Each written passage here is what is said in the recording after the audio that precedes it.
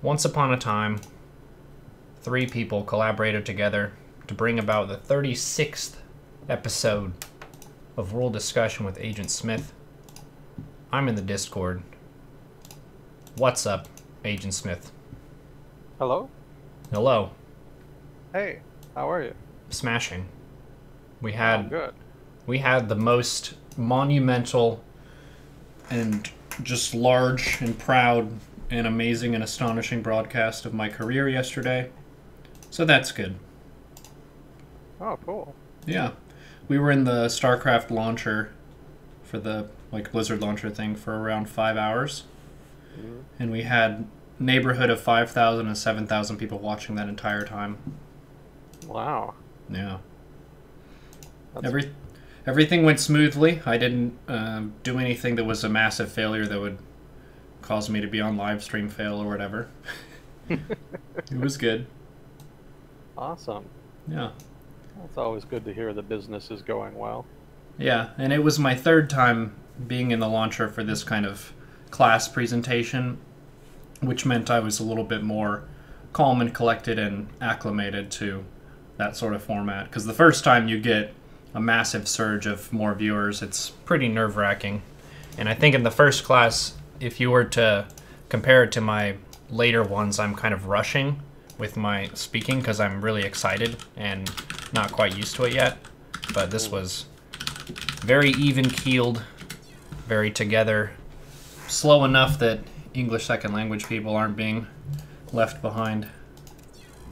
I actually mentioned Kukio some because he had one of the best cadences of speech of anyone I've talked to, Oh, yeah. where he talks for the listener. Some people talk as fast as they can talk because they're kind of trying to throw out their ideas as fast as they're coming into their head.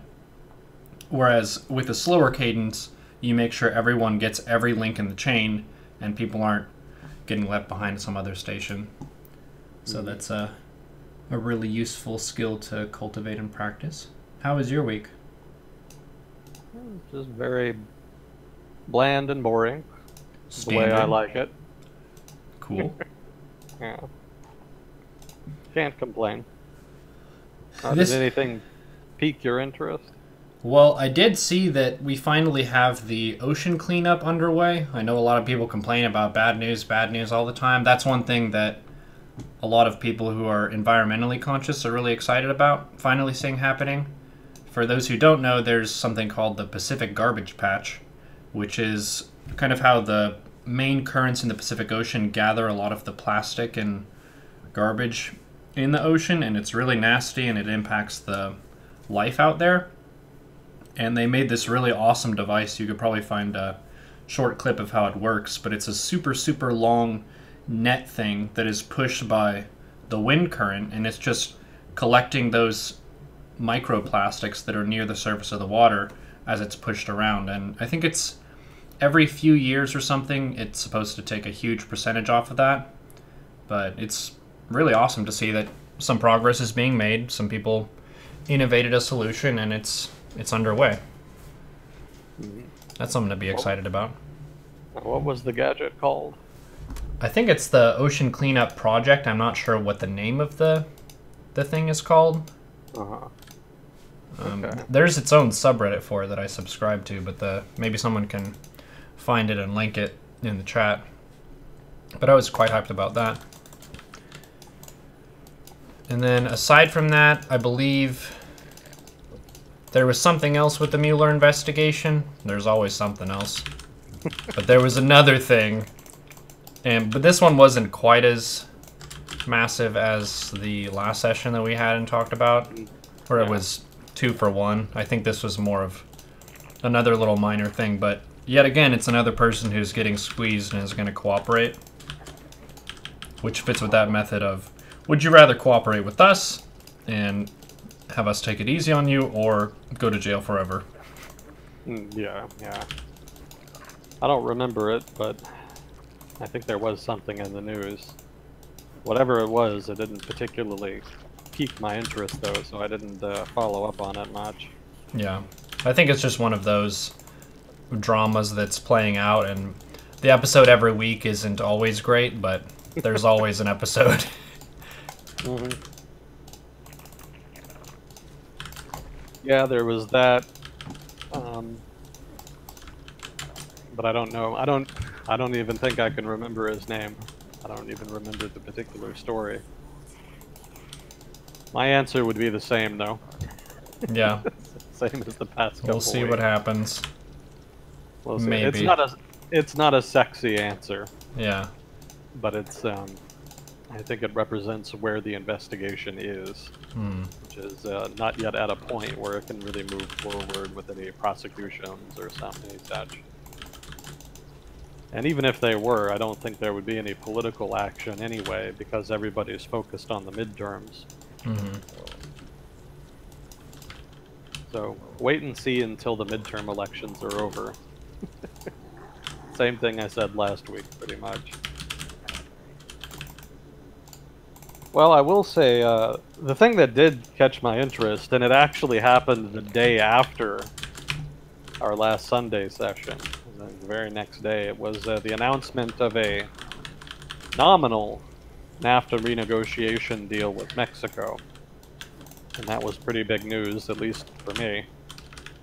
So that was, that's worth getting into, I think, because NAFTA is a big part of the economy here in North America. And it kind of gives some, the deal that was negotiated, such as it is, it's not a final deal. The deal kind of gives some insight into the way that the Trump administration is approaching these trade negotiations and trade conflicts that it's gotten itself into. So one of the things they did, I'll just start by listing basically all the things that I know that were agreed to. And keep in mind that this was a bilateral negotiation between the United States and Mexico that was done in order to try to put more pressure on Canada to agree with whatever the U.S. and Mexico came up with. Not a bad strategy, but as you'll see in a minute, it's a mixed bag. We'll get to that. So one of the things that the Trump administration really wanted to do was try to bring production back to the United States. And so a lot of the concessions that the Mexican government acceded to are kind of in that vein. So one of the things that they were talking about is changing the rules of origin. And if you don't know what the rules of origin are, that's basically just the minimal requirement for the percentage of a good that has to be made in North America in order to be applicable, or not applicable, what's the word I want? Eligible, in order to be eligible for the reduced tariffs agreed to under NAFTA. So basically, before, if less than 60-some% of a given good was made from parts made in Canada, the US, or Mexico, then that good could not be could not be traded across borders at the lower reduced NAFTA tariff rates. It would be taxed basically at the normal tariff rate. And the idea behind rules of origin like this is to ensure that the countries involved in NAFTA don't just import really cheap goods from other countries outside NAFTA and then export them on to partner nations. So the idea being that basically a Mexican firm cannot buy cheap goods from China or some other country and then sell those on to the United States at the reduced NAFTA tariff rate. So rules of origin prevent that and ensure, or at least nominally ensure, that the goods traded across the border at the lower tariff rates are North American produced goods, specifically. Now, the Trump administration had said earlier in the process that they wanted to have some kind of agreement where a certain percentage of the goods traded in order to be eligible for those lower NAFTA tariffs had to be made in the United States specifically. And that was a tall order and got shot down pretty quickly. It's not even really clear how you would implement such a system, since there would be a lot of disagreement about how to verify where goods had been produced exactly. So what they ended up doing is just increasing the percentage of a given goods contents, or a given goods inputs rather, that have to be from North America. They increased the rules of origin requirement from 60-some% to 75%. So that was basically the Trump administration's way of trying to restrict the attractiveness of basically Mexico as a source of investment for factories and factory relocations and whatnot. Because some of the attraction of producing in Mexico is that you can, not only that you get the cheaper labor there, but also that you can, with that cheaper labor, import cheap goods from other places that Mexico can get a little more cheaply. I believe that's the case anyway. So, higher rules of origin was a big ask for the Trump administration. They got that. Another thing they got, circa 40% of goods, in order to be applicable to the lower NAFTA tariffs, have to be made by workers who are paid at least $16 an hour. Now, this is a completely new requirement, and it's something that the Mexican government kind of had mixed feelings about, or at least they would have had mixed feelings about, because on the one hand, it makes their workers a little less competitive and reduces the attractiveness of Mexico as an investment, as a site of investment. But on the other hand, it also helps it gives incentive to increase those wages, and they have lagged a bit in Mexico. So that would be, higher wages would be welcome. So they acceded to that as well.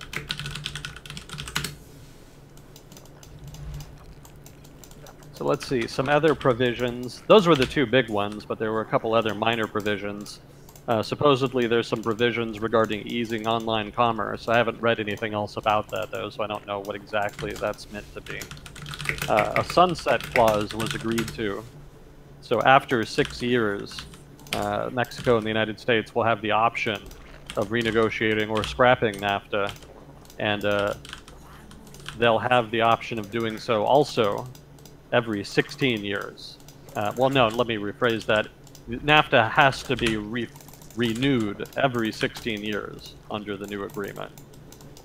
So it'll have to be renewed every 16 years, but then after the first 6 years of new agreement, there will be an opportunity to change the agreement if one or the other party wishes to. The new agreement also targets various international dispute mechanisms, including Chapter 19 trade remedy system, which is designed to give large businesses a chance to, well, not just large businesses, but countries and businesses a chance to challenge anything they consider in violation of NAFTA's non-discrimination rules. You know, you're not supposed to be able to pass laws and whatnot that discriminate against companies from countries in NAFTA. You know, you're supposed to treat them as you would a company from your own country. So the Trump administration didn't like that. Well, they didn't like the dispute mechanisms in general because they involved international tribunals, and they saw that as a violation of sovereignty. So the Trump administration's vision is basically that instead of having the Chapter 19 trade remedy system in place, it's just going to come down to bilateral negotiation. You know, if one country or the other does something the other doesn't like, then it'll come down to a negotiation. One country or the other will apply pressure accordingly, and some new agreement will be made. So it's more of a Hobbesian sort of open system, and it obviously favors the United States since it can bring more pressure to bear than either Canada or the United States could against it. The other trade dispute mechanism they targeted was corporate trade tribunals, which were a mechanism for corporations specifically to come out and challenge, you know, this, that, or the other discriminatory legislation. Somewhat weirdly, the Trump administration also asked for added teeth to labor and environmental requirements. And again, the idea there is to make Canada or Mexico less attractive to producers in the United States as a potential site of relocation or investment. You know, just a little more there's more uncertainty, given that if Mexico or Canada, probably Mexico, since that's more what they had in mind, does not adhere to environmental or labor requirements in NAFTA, then there is a greater likelihood and a greater punishment for those a greater likelihood that those violations will be punished, and a greater punishment when they are done so. And then there was also a push to, as part of adding teeth to those provisions, supposedly they want Mexico to allow secret ballot elections of workers on union contracts, which is something they haven't done yet. They haven't really elaborated a lot of the specifics of the agreement, so if a lot of this is vague, that's why. Oh, and they also removed the proportional sharing clause, which was meant to guarantee access to energy resources. Basically, you can't, if you do implement a policy that restricts, say, exports of a given energy source or what have you, then other companies from partner nations in NAFTA would still have access to it. Basically, that's another non-discrimination provision to try to make sure that energy is open to investment from NAFTA countries. And if you're wondering why that needed to be there, energy is a very politically sensitive sector, basically, in Mexico and Canada in particular. Mexico in particular. I think oil was even the state oil company, rather, was written directly into the Constitution, if I remember correctly. So it's a very sensitive topic, and it was important when NAFTA was negotiated to try to get that provision. But it's something of a violation of sovereignty, so it was another thing that the Trump administration went after. So roughly, this is an outline, at least as far as I know, from what I know, rather, of the contents of the agreement made with Mexico. I think it's a pretty good deal for Mexico and Canada, because they were probably expecting a lot worse. So I suspect whatever final renegotiated agreement is met, it will probably look a lot like this.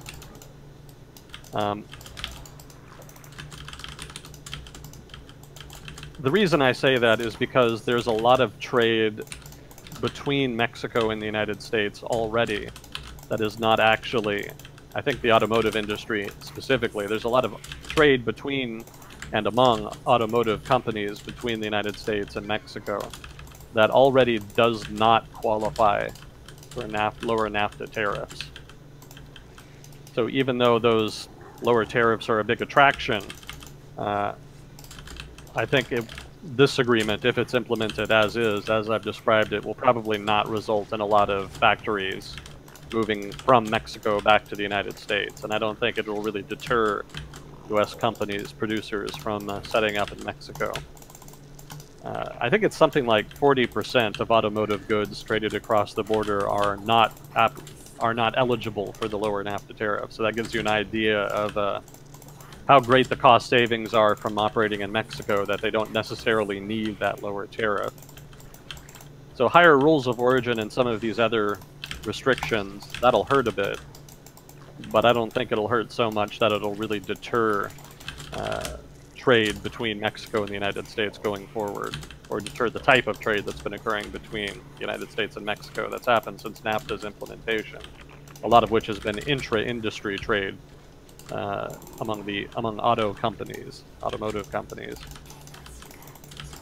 Yeah, if you're wondering why the lower tariffs are not the principal draw to produce in Mexico, if you're a U.S. company, if you're wondering why higher tariffs or tighter rules of origin would not really deter them, understand that NAFTA fundamentally is not so much a free trade agreement as it is a bilateral investment treaty that happens to extend to a lot of other areas and topics. But the big accomplishment of NAFTA, which is not to say that this is the only accomplishment, but one of the big ones was that the partner nations agreed to allow and respect and protect foreign investment from their various, among the people within the NAFTA group. And that improved the investment environment and investor confidence in Mexico in particular significantly. And it was the idea that your investment in Mexico would be safe. That was the principal change wrought by NAFTA. Lower tariffs helped a lot, but the big companies relocating factories to Mexico had more to do with the fact that Mexico itself agreed to implement those investor protections as a part of NAFTA and to commit to those protections. So even if you increase the tariff a bit or jiggle with the rules of origin or what have you, factories would probably stay in Mexico because not only is it very cheap, but the investor climate is sufficiently strong to engender confidence among factory owners, businessmen, what have you. Now, given that a lot of people were afraid that maybe the Trump administration would scrap the agreement or, seriously upset the status quo, this agreement doesn't really challenge the status quo, so that really puts a lot of minds at ease. So the U.S. business community is kind of on board with this. They'd rather not have it than have it, because again, it is a bit inconvenient for them, but it's not a big challenge like they were afraid it might be. And Mexico, for the same reason, probably will also go along with it. So let me see here. So the administration strategy right now, having gotten nominal agreement from the Mexican government, is to turn around to Canada and say, look, we're going to go ahead and implement this agreement. You can either sign on, or we'll just move on without you and we'll cut you out completely. And that's a good strategy to have if you're looking to pressure, if you're in a de facto multilateral negotiation and you want to put a lot of pressure on one of the parties to agree to something that you want. But it's only really a good strategy if your threats are credible. And the Trump administration's threats that it can leave Canada behind are not particularly credible. So I'm skeptical that they're really going to be able to strong-arm Canada into adhering to this. Mexico, or rather the Mexican government, has already said that it does not really want to go on without Canada. So that raises the specter of Mexico maybe pulling out of the renegotiated agreement if Canadian accession cannot be agreed to. Another big problem is Congress. Some leading congressmen have already come out and said that they would not give the okay to a renegotiated agreement if Canada were not on board. So that also puts another dent in the Trump administration's negotiating credibility on that count. And Congress does have final approval. In fact, not only do they have final approval, the executive branch is required to give 90 days advance notice of any new trade agreement. And that's put the Trump administration in a bit of a rush because they really want to get the agreement done before the midterms, and not only that, but before Obrador takes office in Mexico. There's some concern that maybe Obrador will want to have a greater say in the agreement, and that they might have to renegotiate it again, which they don't really want to do. So there is something of a rush to try to get that 90-day notice in right away. In fact, technically they've already made it, but it was kind of shady and ambiguous. They said that they had an agreement with Mexico that Canada could join later if it wanted to, which technically is advance notice, but it's not really a clear-cut notice. Like, I think technically, or at least informally, you're supposed to have the trade agreement pretty much done when you make the notice to Congress, and it's not entirely clear that they have that in the bag yet, especially given Mexico's reservations. So I'm a little skeptical that the agreement will go forward as is. One of the things that they're asking of Canada is to open up their dairy market, as the dairy market in Canada is heavily restricted. There's very high tariffs. It's very protected from trade, and has an extensive system of state involvement. Basically prices and supply management, and it is not a market mechanism, at least not fully. Give us your milk. So, yeah, that's kind of the Trump administration's attitude, or at least take our milk anyway. And Canada also, besides not wanting to do that, I mean, in every trade negotiation Canada's been in for the past 10, 20 years, they've always asked for concessions on that count. They've always asked that their dairy sector be given a pass, basically, not be applicable to whatever free trade agreement in question that they're negotiating. And generally, that's granted in exchange for some other concession. You know, trade agreements are never full free trade agreements. Generally, they're negotiated settlements. I'll open up this sector if you open up that sector, and then so on and so forth. You know, it's generally not opening up markets writ large. And that's a practical thing. That's a practical arrangement because there are some sectors of the economy that are very sensitive politically. So if the alternative is that special interests of one sort or another are so opposed to a given deal because their interests are not protected, thereby scuppering the deal completely, as opposed to giving those interests some concessions, offering reciprocal concessions to similar interests and partner nations, and then getting an imperfect free trade deal. Generally, the powers that be prefer to negotiate the imperfect free trade deal. Canada's also a bit upset about the removal of the international settlement mechanisms. They're not real keen on getting rid of those, so they may end up with implementing either some or all of them, but more likely some new form. They'll agree to some new mechanism by which to negotiate those. Technically, the Trump administration set out a Friday deadline for Canada to determine whether or not they would sign up to the deal. And the Trudeau administration kind of let that slide. They were not, again, not terribly credible threats emanating from the Trump administration about its ability to move on without Canada. So the Canadian government kind of called that bluff. And now there's new negotiations going forward about what it'll look like.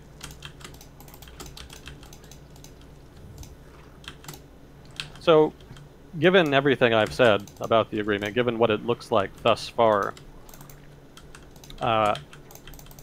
these are basically fundamentally superficial concessions. Again, like I said, it's probably not going to really put a dent in trade between Canada, the US, and Mexico. There's probably not going to be a lot of factories moving back to the United States. So I don't think that this is a real substantive improvement for labor in the US. It offers some concessions. Adding teeth to environmental and labor requirements is a step up, but as was noted in one article I read, in order for those to have any real effect, they have to be enforced. One of the partner nations has to actually utilize the punishment mechanism in order to do that, and it may be that it's easier just not to do that, or there's just not enough interest. All good and well to have policy tools to do this, that, or the other, but none of it's going to mean anything if nobody actually uses them.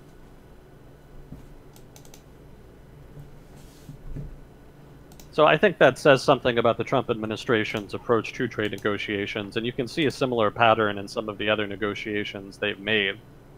In cases where they've had a lot of leverage, like with major steel producers who export a lot of steel to the United States, like Australia, Brazil, and to a lesser degree, South Korea.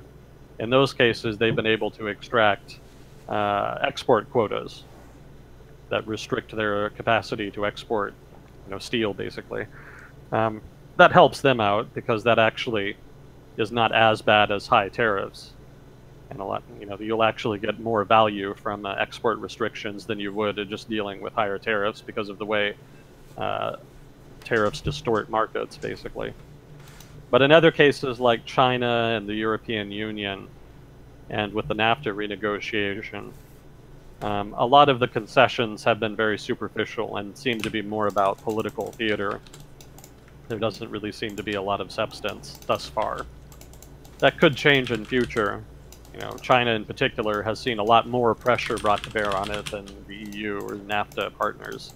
So it remains to be seen if there might be some substantive progress there, but thus far it's been mostly theater, near as I can tell. Well, I learned some stuff I didn't know about. Oh, sorry, you were still finishing that. Oh, go ahead. The World War II wiki page, how every country has like a little blurb about how the war affected the country? I was just browsing that kind of randomly last night. Well, not fully randomly. I've been reading a lot about the Scandinavian countries and stuff while I'm watching the show Vikings and reading that Art of Viking Warfare book. And a couple countries that were pretty heavily transformed by the war were Iceland. Iceland was one. It was a super, super small population area, and the British used it as an Air Force base for a long time, and that created a whole bunch of jobs, which boosted their economy and really industrialized the country, which kind of brought it up to speed with the rest of the world. And then there was a point where Britain handed off control of Iceland from them to America. And the United States was very encouraging about them establishing a republic for themselves as opposed to still being part of a monarchy sort of thing. I think they were a territory of Denmark before World War II, but the royalty of Denmark was pushed out during the war, and they couldn't really effectively rule Iceland at all. So they had their own government in the meantime, and America was like, yo, freedom is the best. Why would you have a monarch when you can have democracy and Congress and all that? So they were like, okay. So that's how they got their democracy, with some American encouragement. And then Canada was the other country that took me by surprise. Apparently they had, I think it was the 4th largest Air Force by the end of World War II. Were they really... Canada? Huh. They just made tons and tons of planes and whatnot, and part of the reason, I think, was because, like the US, they're far enough away from the majority of the fighting that they can focus more on that production as opposed to defense. They're not actively being attacked. I think there was a couple, maybe 2 small attacks that were the first attacks on Canadian soil for a long time. But compared to a country like France or Britain, they're not going to be in the thick of things, so they could really focus on cranking out planes and then sending those over and training pilots and that kind of thing. But they were a lot bigger factor than I supposed. I think every country kind of knows what their nation was doing during the war, and we're from the US, so we usually think that we started and won the war and everything, which is not true, but... Yeah, there's a reason they call it a world war. Yeah. It was pretty big. I hadn't heard that about Iceland. That's pretty interesting. Yeah. I think the population was maybe 40,000 or something before the Britain set up, and now it's quite a few people on the island. Yeah, it's still not that big. It's a lot more than 40,000 for sure. Yeah, well, if you're looking at Iceland historically speaking, it was one of those areas that was only populated by a few Irish monks. That's a fun little history thing that I didn't know about.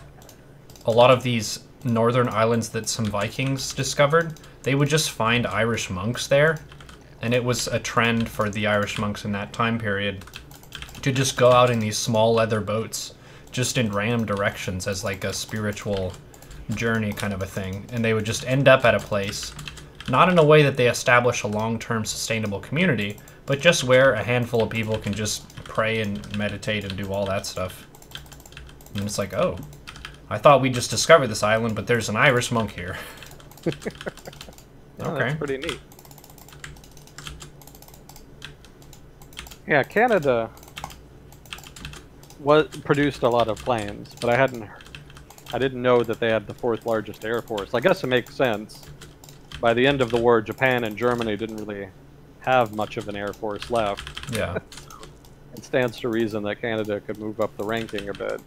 Well, I think part of it too is, as the war is winding down, the side that's losing, like you said, is taking those losses. The production is still online. Like, people didn't know exactly when the war was going to end, so you're just going to be cranking out as much stuff as you can, which usually means you have all the infrastructure to produce a ton of planes. The war is winding down, but you're still cranking them out, and that kind of put them ahead there at the end. Well, I would be interested in seeing that data, because that's interesting to me. It doesn't surprise me that Canada could produce a lot of planes, because that's an industrially productive region that they have there. But the issue is more pilots. You know, Canada did not have a big population, so I'm not sure where they would be getting all those pilots. I believe a lot of them were American. That's Oh, what. really? That's what I read. Yeah. Oh. By 1945? Is that what you said? I think so. I don't think I said an actual year. I said it was by the end of the war. By the end of the war, right. And this is the Royal Canadian Air Force, specifically. Yeah. Huh. I think so. Unless I misread, but I think that's what it is. Well, you're probably on the ball. Maybe someone can correct me if I'm wrong. I'm not familiar on the data, so that's an interesting thing I can look up. Well, later, but I'll write it down. Thank you for the tip. Fourth largest World War II. Huh. Yeah, it was production was never really the big problem. You know, the Western Allies were very good about pumping out all the stuff they needed. You know, Britain, even during the Battle of Britain, when their Air Force was being stressed, had enough airplanes. You know, they were able to consistently replace losses. The trouble was they couldn't replace the pilots. It's not so easy to pump out a trained, competent pilot. And they were really feeling the strain during the Battle of Britain on that count.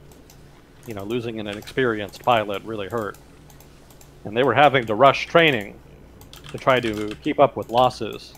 And a lot of the guys they were sending up did not have long lifespans. The expected lifespan was, for a new, fresh pilot, was pretty short. And that's part of the reason why.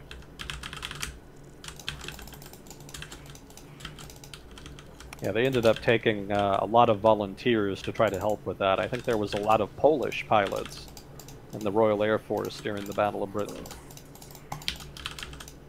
Pretty significant number. There was a lot of Polish expatriates fighting in this, that, or the other army against the Germans during World War II. I think the Soviets had an entire army of Polish soldiers that they used on the Eastern Front. I think they called it the Polish Home Army or something like that.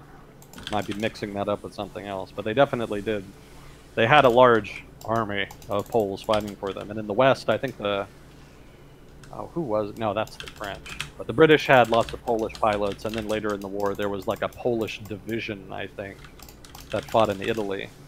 I think in '44, during the Battle of Monte Cassino. In fact, I think it was technically Polish troops that managed to finally get past Monte Cassino. That was like a 6-month battle when Allied troops were stuck in front of this fortified German position on a mountain. It was actually technically an abbey on a mountain that they'd set up on. And they just could not get past it. And I want to say it was Polish troops that finally broke through and finally got the front moving again. Anyway, I'm meandering. Sorry. You were talking about Iceland and Canada. Scandinavia. Well, yeah, it was just two kind of random examples of countries that did stuff that I didn't know that they did, that you wouldn't really expect based on stereotypes and that kind of stuff. Yeah. Yeah. Gotta give Canada respect. They helped a lot. Thanks, Canada. They took a beach on D-Day. I think it was, what was it, I think it was Swordfish Beach? There were 5 beaches total in the D-Day assault. Utah and Omaha were the American beaches. And then the British had Juno and Gold, I think. And then I think it was the Canadians that had Swordfish. Maybe somebody in chat knows that off the top of their head, but I think that was the case. Yeah, their contribution was more in Europe than other countries. You know, the British had a big empire. Some people kind of say, you know, Germany really had the British by the balls, but it wasn't ever really Germany versus Britain. It was Germany versus the British Empire, which changes the context a bit. Definitely Germany was very powerful and had an edge over the British in many ways. But the British had a lot more access to manpower and resources than they're kind of given credit for. They kind of fought with one hand tied behind their back in a way because they restricted access, they restricted recruitment to, I think, mostly white people. You know, white officers, white pilots, etc. If they'd opened it up more, they would have had access to an immense pool of non-white resources there. There were Indian infantry. It's not like it was completely closed off. But they kind of needlessly restricted themselves in some ways. Mm-hmm.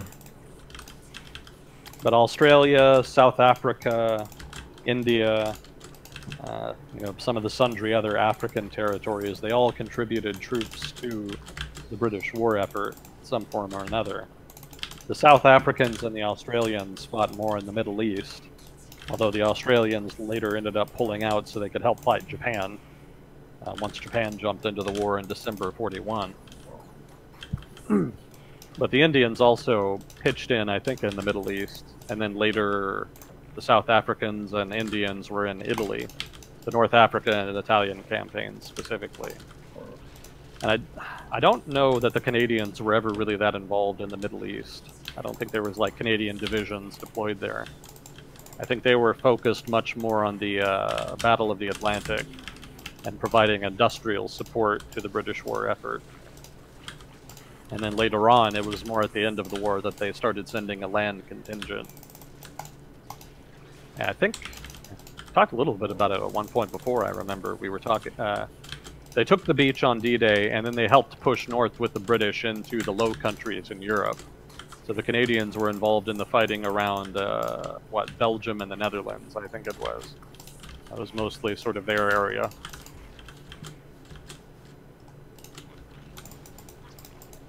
Let's see. That's all I could find. Trying to remember what else they...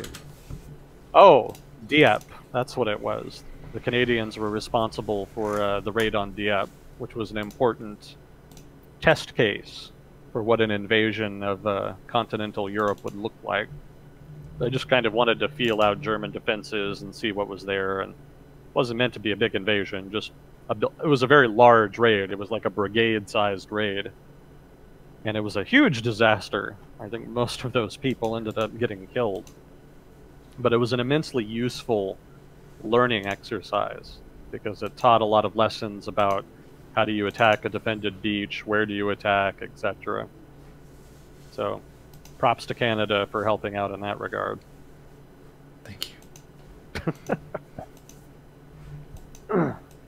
But to kind of put a cap on the NAFTA thing, it's not clear that a final agreement is anywhere near, basically. The negotiations with Canada could drag out. In fact, Mexico may be counting on it. They may be hoping that Canada can kind of force the U.S. into some concessions. And, between Canada and Congress, and maybe that the Trump administration cannot get the ideal deal that it wanted. I mean, already they've had to pull back significantly. But it may be that they have to give up even more ground in the face of congressional and Canadian opposition. So that can may get kicked down the road several months if negotiations drag out. The Canadians probably don't particularly care if they have to negotiate with Obrador in office, so there's no impetus there. And they don't particularly care about the midterm elections in the United States either, for that matter. Obviously, they would prefer an outcome more favorable to Canadian interests, but as far as renegotiating NAFTA, they're in no hurry to get a deal done before the midterm election.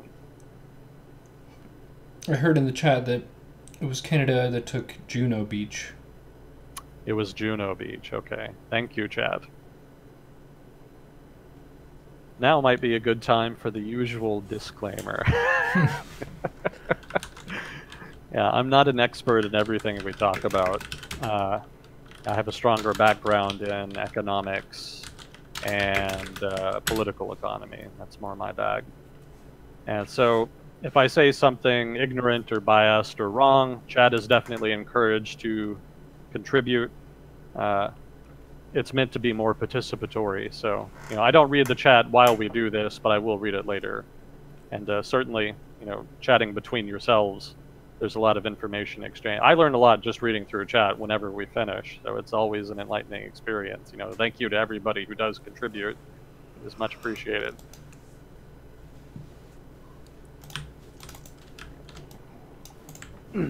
So NAFTA was the big news for me this past week. I've been following that for a while.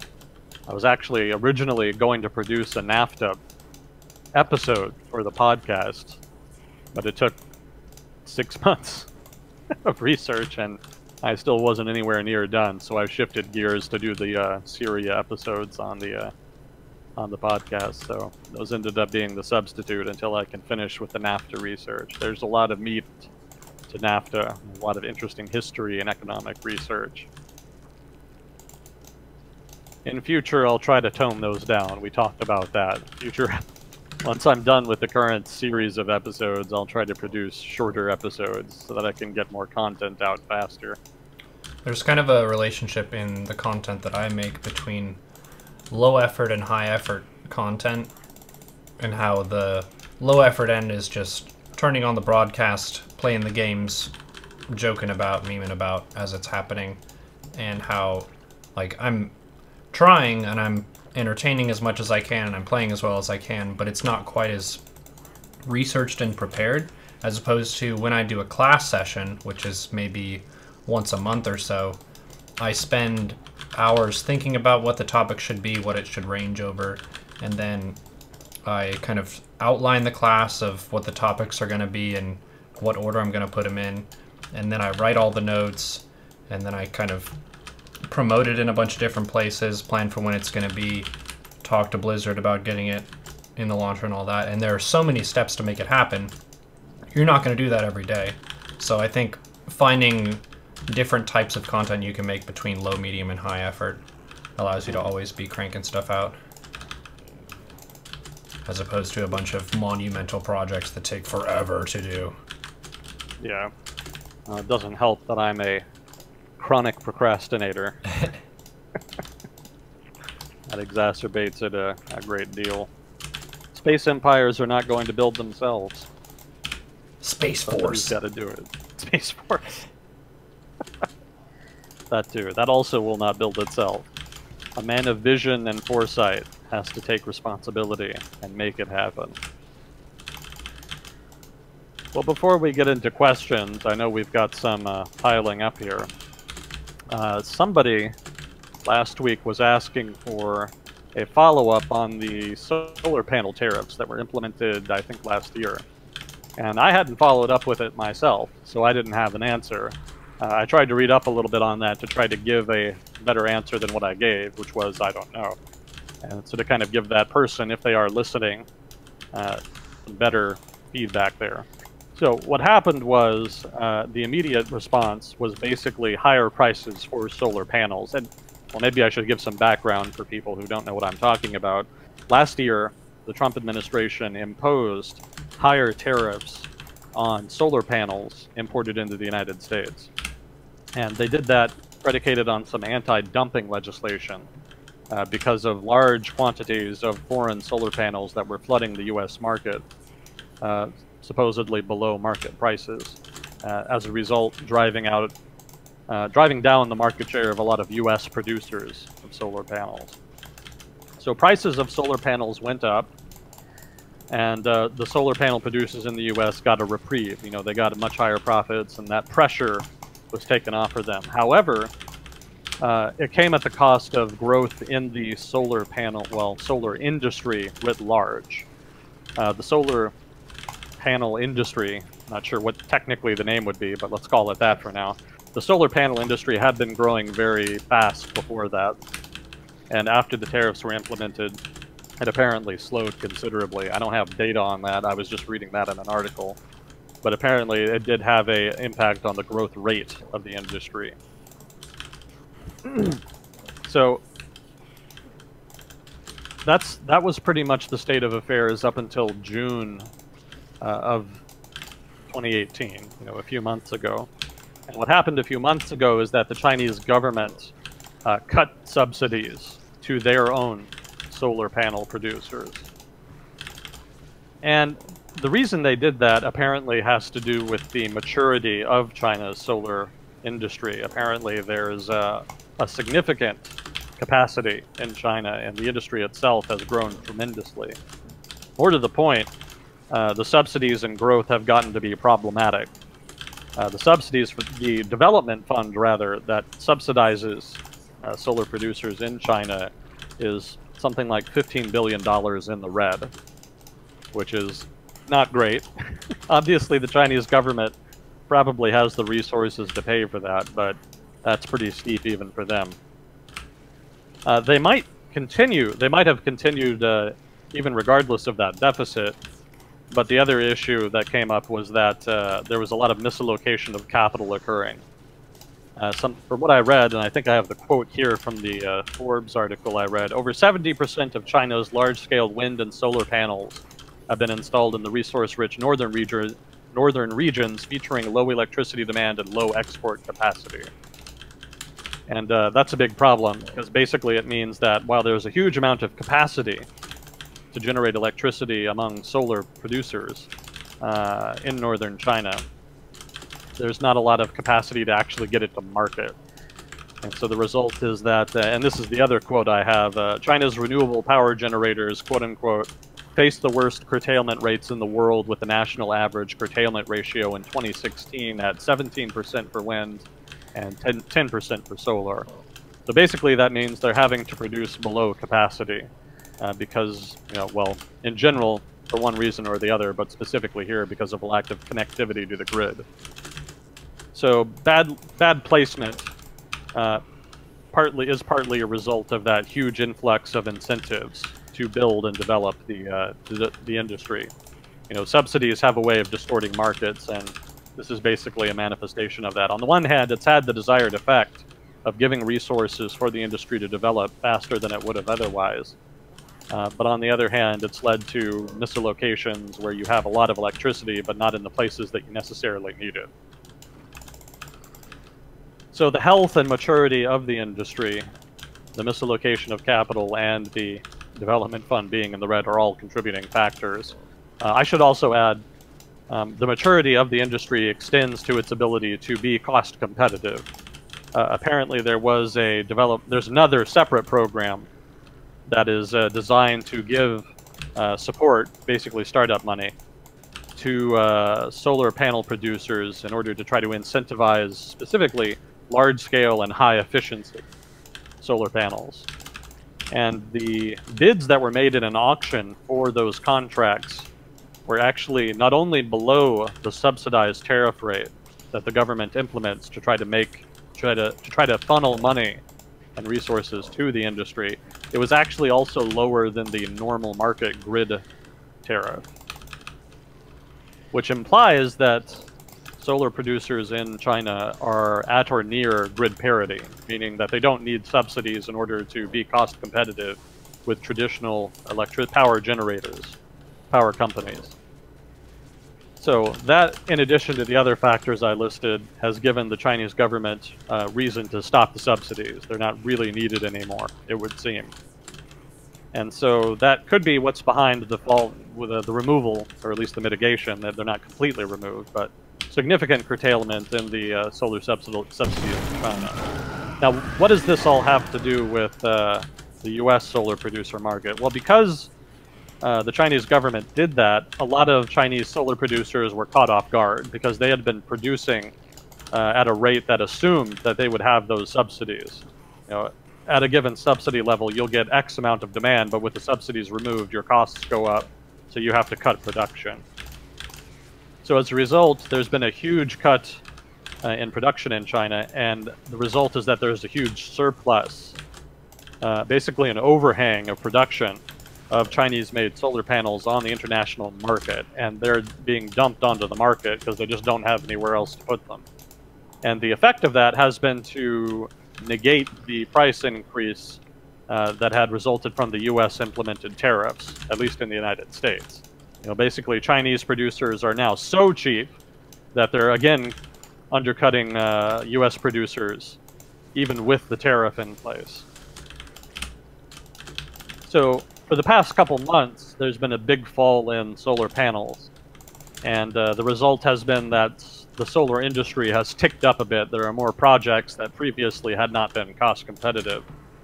However, US producers have said apparently that they're not really worried about it. On the one hand, their prices are being undercut, but on the other hand, they see it as transitory. They think it's a temporary effect. Basically, there's a glut in the market, but it's going to clear once the Chinese market reaches its new equilibrium, its post-subsidy equilibrium. And so the solar producers in the US are moving ahead with their own projects and are basically just eating the losses that they're incurring right now because prices have fallen so much. So it's not entirely clear what the long-term impact will be of the tariff. It would probably, once this glut clears, once the supply glut clears, it'll probably return to what it was before, where the overall solar industry's growth was curtailed because of higher prices of solar panels, but where also solar panel companies are in the United States are relatively more competitive and a little more financially secure. That's kind of a whole nother discussion, because some of those companies are definitely not competitive regardless. There was definitely a bit of desperate begging among some of those companies when they went to the Trump administration asking for those anti-dumping duties. We'll see. We'll see what happens. It may be that they're able to become cost competitive, given some time to try to invest in research and development. Maybe they can improve and become competitive with Chinese producers. Or not. Maybe they just eat what profits they can while the tariffs are there, and then slowly get overtaken by the market. And one of the effects of protectionism is that protected firms don't have as much incentive to innovate, and so they tend to become more inefficient with time. We'll see if that effect occurs here. And maybe that the US market is large enough to, and competitive enough to induce competitive innovation anyway. But it's not entirely clear if that's going to happen, because every industry is kind of unique. They don't all perform the same way in response to stimuli like that. But that's the follow-up. You know, hopefully that's a more fleshed out answer, the more fleshed out answer that the person asking that question last week was after.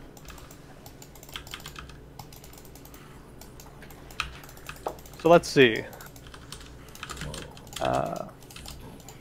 Do you think the new BRICS Bank and Petro Yuan have a good chance of dethroning the hegemonic IMF and petrodollar? There's some assumptions in that question. There's some assumptions in that question that are of dubious accuracy. But in general, my answer would be no. I don't think so. I mean, for one, I don't think... You know, we've talked a lot about the petrodollar before, especially in some of our earlier sessions, if you like. Basically, the dollar is not a... Well, it's not a hegemonic currency in the first place, for one. There is no one reserve currency. You know, countries and financial institutions have baskets of reserve currency. I think the US dollar makes up something like a third, or maybe less than that even by now, of most of those baskets, but it's not any kind of single reserve currency. More to the point, the value of the dollar does not stem from the oil industry, the petrodollar, so to speak. The petrodollar, the oil industry and the fact that oil products are priced in dollars is not the reason that the dollar has value, or that it is as important as it is in international trade. The dollar's value stems more from the success and growth of the U.S. economy. You know, people say, you know, I've heard people say, usually gold bugs, argue that the currency isn't backed by anything. You know, the U.S. dollar isn't backed by anything, so it's inherently worthless. But that's not entirely accurate. It is more technically, although indirectly, backed by Apple, Microsoft, ExxonMobil. You know, all of the stuff the U.S. produces and exports is stuff you can buy with the dollar. And so long as the U.S. is a major producer of goods and services, you know, J.P. Morgan, financial investing, etc., those are also technically exports. So long as the U.S. produces those and continues to be competitive in those, the dollar will have inherent value. Beyond that, oil being priced in dollars doesn't really give a substantial boost. I mean, it's not hard to transfer euros or whatever currency you have into dollars, so it's a really minor bump. I think part of the petrodollar myth, such as it is, as I would argue it is, stems from the 70s, when the U.S. was having a major fiscal crisis owing to the oil embargo that had been imposed by the Saudis, among other Middle Eastern countries, as a result of the Yom Kippur War and Western support for Israel. And that led to the United States really leaning hard this was the Nixon administration specifically, they leaned hard on the Saudis with some not so secretive threats. The implicit threat of force was used to try to get them, well, successfully get them to agree to relax the sanctions, relax the what was it? Yeah, sanctions basically, and to agree to buy U.S. debt. And that resolved the fiscal crisis in the United States because debt was getting out of control at the time, and it was putting a lot of pressure on the dollar. It's true that the Saudis were made to price oil in dollars as a result of that agreement, but that was not a new thing.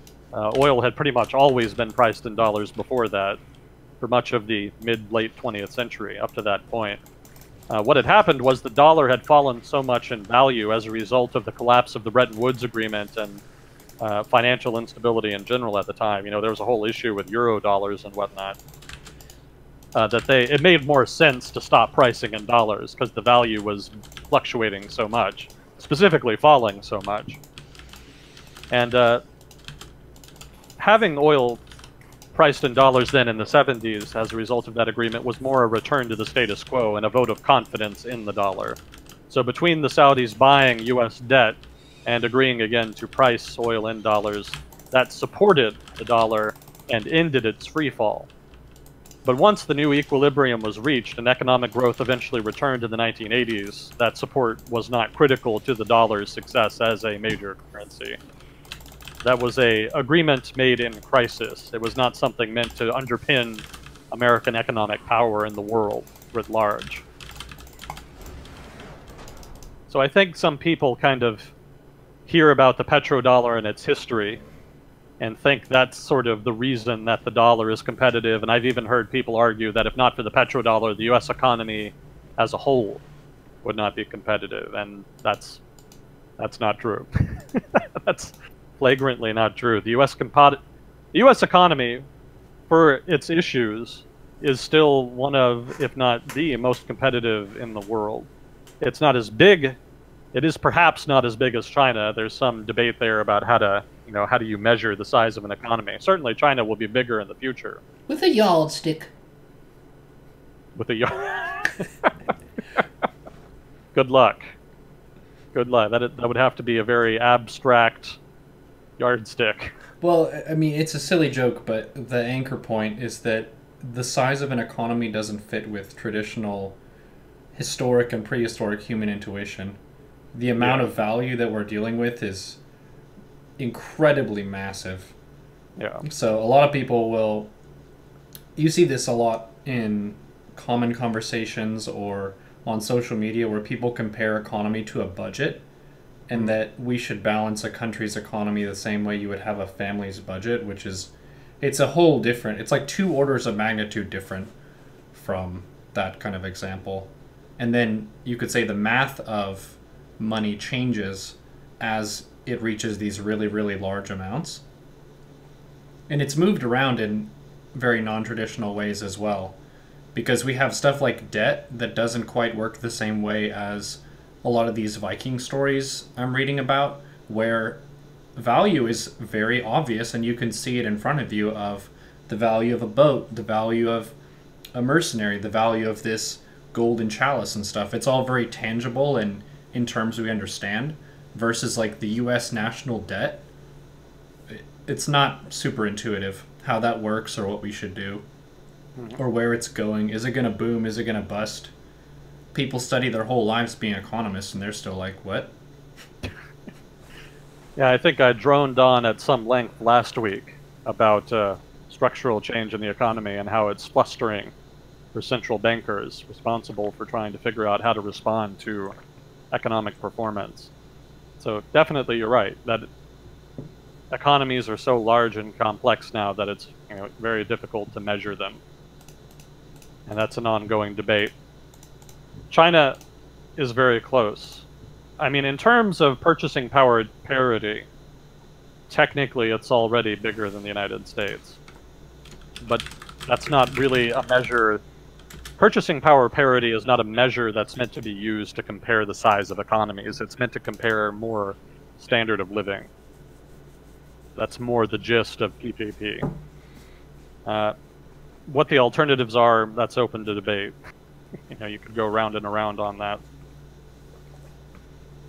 But to get back to the dollar, another reason that the dollar is as prominent as it is in international trade is confidence. Confidence in the value and stability of the dollar.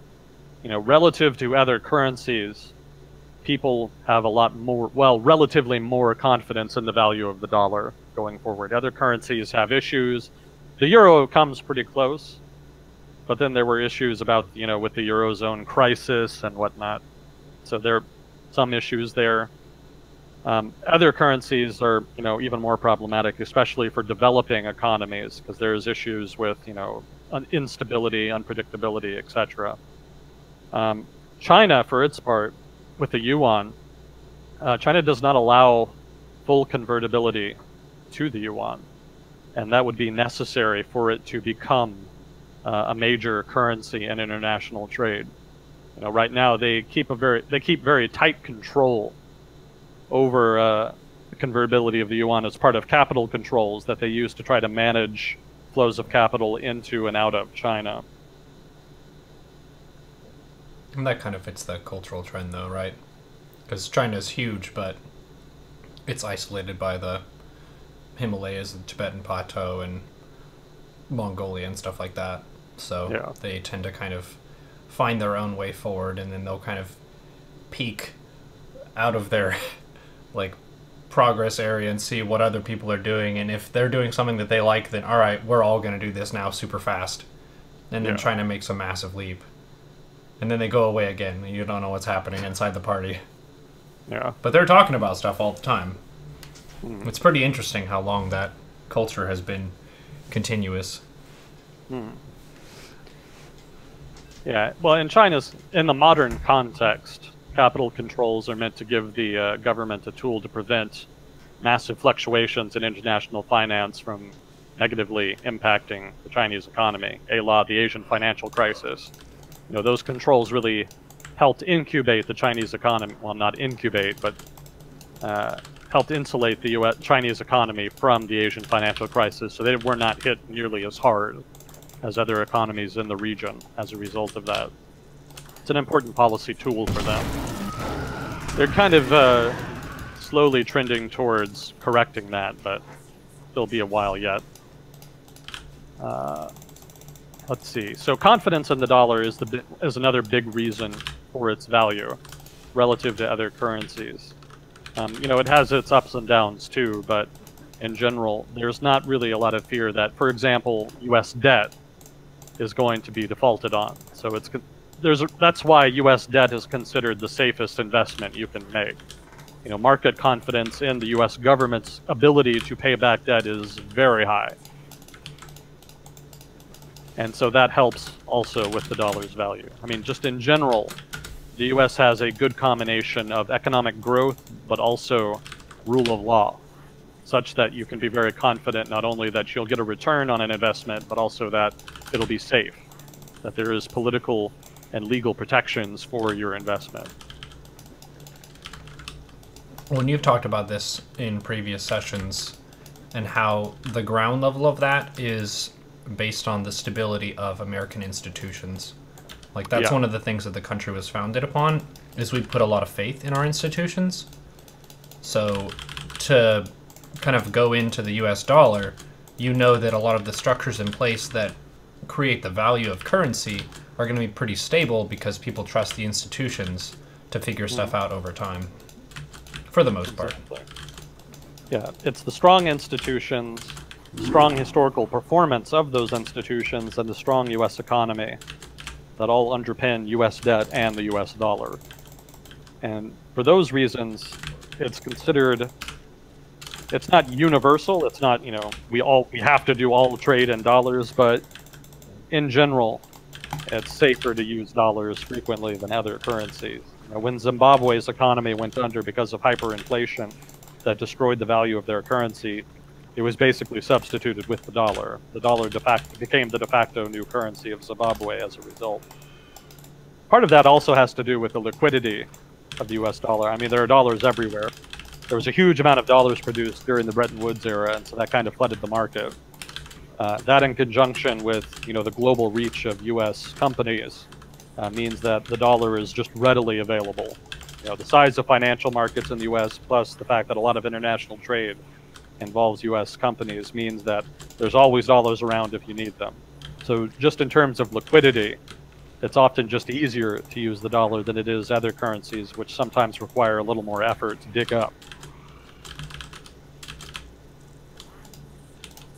Another point here relevant to the petrodollar argument, a lot of oil is already priced in other currencies. You know, Iran already prices them in other currencies. Venezuela already accepts payment in you know, different currencies. So just because the major prices, specifically Saudi oil prices, West Texas crude, are priced in dollars, doesn't mean that everybody everywhere always prices them in dollars. If you're just asking if the yuan is going to become more important relative to the dollar in future, then yes. If only by dint of the Chinese economy becoming bigger and more active in international trade. For sure, the yuan will have a bigger presence there, but I don't think it'll really substitute established currencies as a major reserve currency.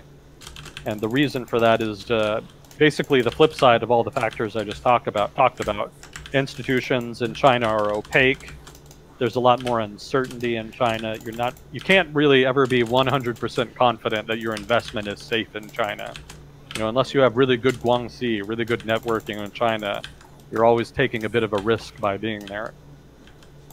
And that in conjunction with the capital controls, the lack of convertibility, and, you know, the rather perilous state of financial institutions in China generally. You know, the financial sector in China is still very new. And it's still kind of developing and finding its legs. It's, you know, there have been a number of issues and crises over the past couple of years that have illustrated the underlying institutional weakness of financial institutions in China. We could talk about that sometime if somebody wants to.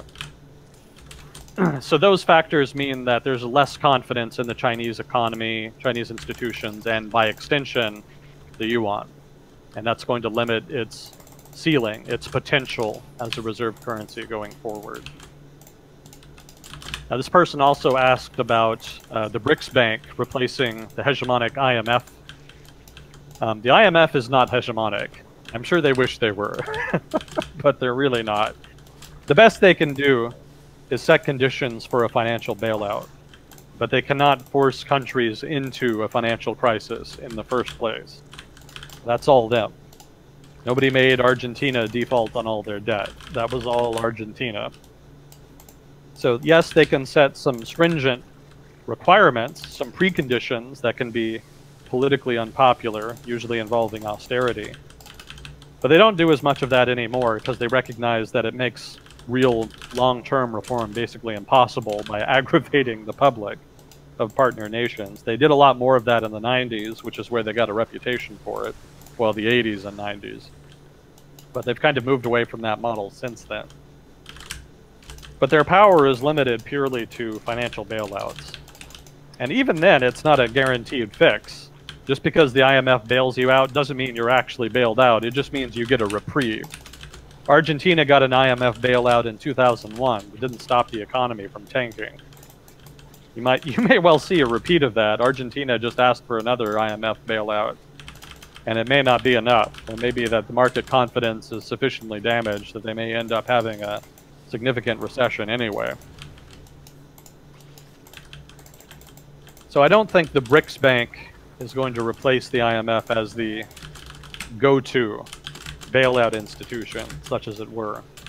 At least not as a hegemonic institution. I don't think the IMF was ever hegemonic in the first place.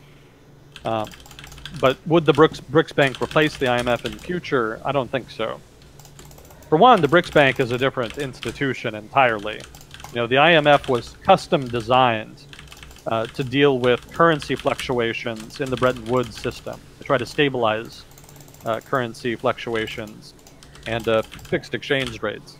After the Bretton Woods system collapsed, the new role for the IMF was basically financial bailouts. You know, when a country was having significant difficulty balancing its, losing confidence in its debt, basically. Debt crises were the big ones. Generally, if it was peripherally related to a currency crisis, the IMF would step in. If your currency was collapsing for one reason or another, usually itself the result of a debt crisis or some other cause of collapse in market confidence, then the IMF would step in and try to help you out, stabilize your currency. That's sort of their new role. The BRICS Bank doesn't do that at all. The BRICS Bank only role is development. That's nominally their principal role. There may be a political role kind of underwritten there, informally, amongst the different members of the BRICS Bank, but really it's more designed to push development in the member states as well as other states. And for China, it's also, we've talked about China's motivations for engaging in investment overseas. China is motivated also by desire to drum up demand for its enterprises, especially its state-owned enterprises. So that's more the gist of the BRICS Bank, more so than bailing out countries that are experiencing difficulties. You could make a better argument for the, hell, I forgot it. I think it's called the China Development Bank. No, it's not either. That's a different thing. That's more like the BRICS Bank. Is it the Asian Development Bank? Well, there's another institution, financial institution, China set up, and it got a bunch of new members and whatnot, which kind of upset the United States. This was a number of years ago. The crux of that institution is more what the IMF does. That's more of a potential replacement for the IMF, more likely complement. And that kind of brings me to my next point, which is that I don't think, if you're asking me if I think that the BRICS Bank or this Chinese bank, the name of which I can never remember, AIIB, that's what it is, Asian Infrastructure Investment Bank, that's what it is. If you're asking me if the BRICS Bank or the AIIB is going to replace the IMF, definitely not. They're probably going to just complement each other in the future.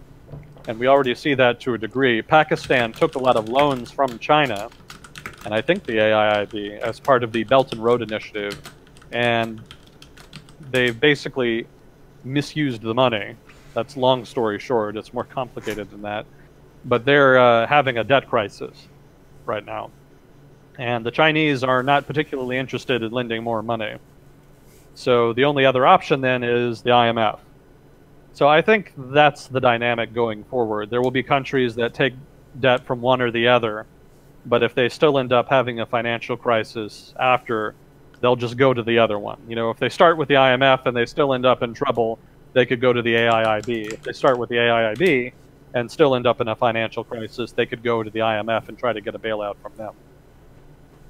But I don't think they're going to replace each other.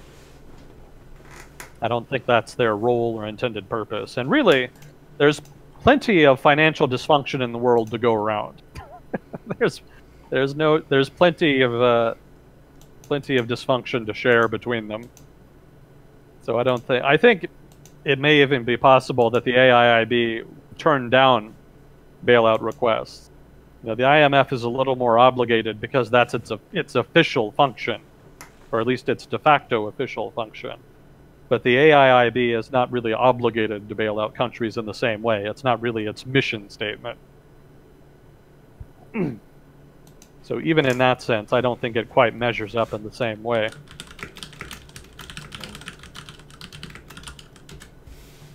So that's a really long-winded answer to that question. Hopefully it was sufficiently compelling. If not, let me know and we can talk more about it. I feel so compelled right now. Well, maybe compelling wasn't the right... Convincing, let's say, or informative. Let's say informative. Sufficiently informative. God, that was informative.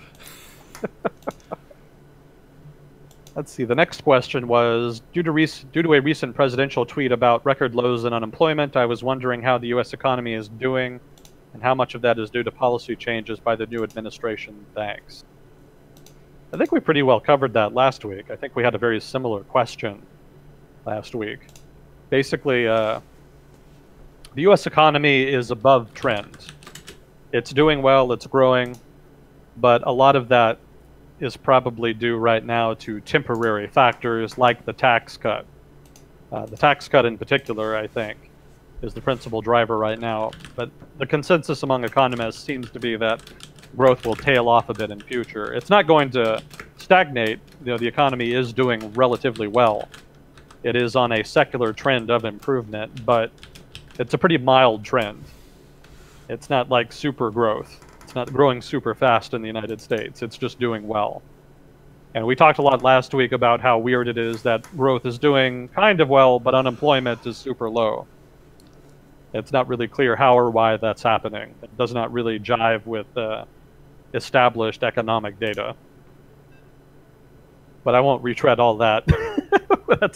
That's in last week's episode if you want all that again. But basically, it's doing relatively well. It's doing better than a lot of peer nations. But the shine is going to come off in the next year or so when the positive shock of the tax cuts kind of wears off and we return more to trend.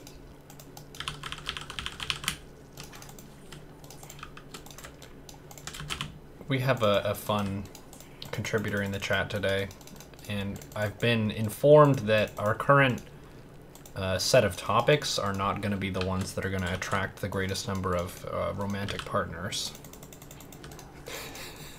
Romantic partners. That's an interesting perspective. I hadn't. They didn't use that term. You could guess. You could guess at it. But I just thought it was really amusing, and I wanted to share with you before we continue with the next topics that probably aren't going to be the most flashy, I guess. Yeah. I don't know. I find this stuff very enriching, and we've shared a roof for some time, and I think we can confirm there have been multiple women who took part in these conversations and were very engaged and involved, and a lot of times they'll talk to me later and they'll be like, Mr. Agent Smith is just so cool talking to him. He just knows so much stuff. I feel smarter when I leave the room. But you could have talked about fashion, sports, cars, and girls, dude. Girls? Girls? Is that really? Do people talk about just girls? Well, I think they mean women, but it's like a way of saying that. You know, yeah, like, to just talk about women. Yeah, I'm Did a you very see that woman over there? I'm a very stereotypical nerd. Mm-hmm. You know, I'm I guess you could say I'm, what's the word? Oh hell, what was it? It slipped my mind. Basically, sex is not an issue. I don't have any. So it's far from my mind. I don't even bother anymore. That's so far from possible that I don't even think of it. You're just, you're ready for the time and place. Plenty of free supply on the internet, I find, so that's quite enough. But dude, don't you want to be the coolest person in the neighborhood? I live in Oak Cliff.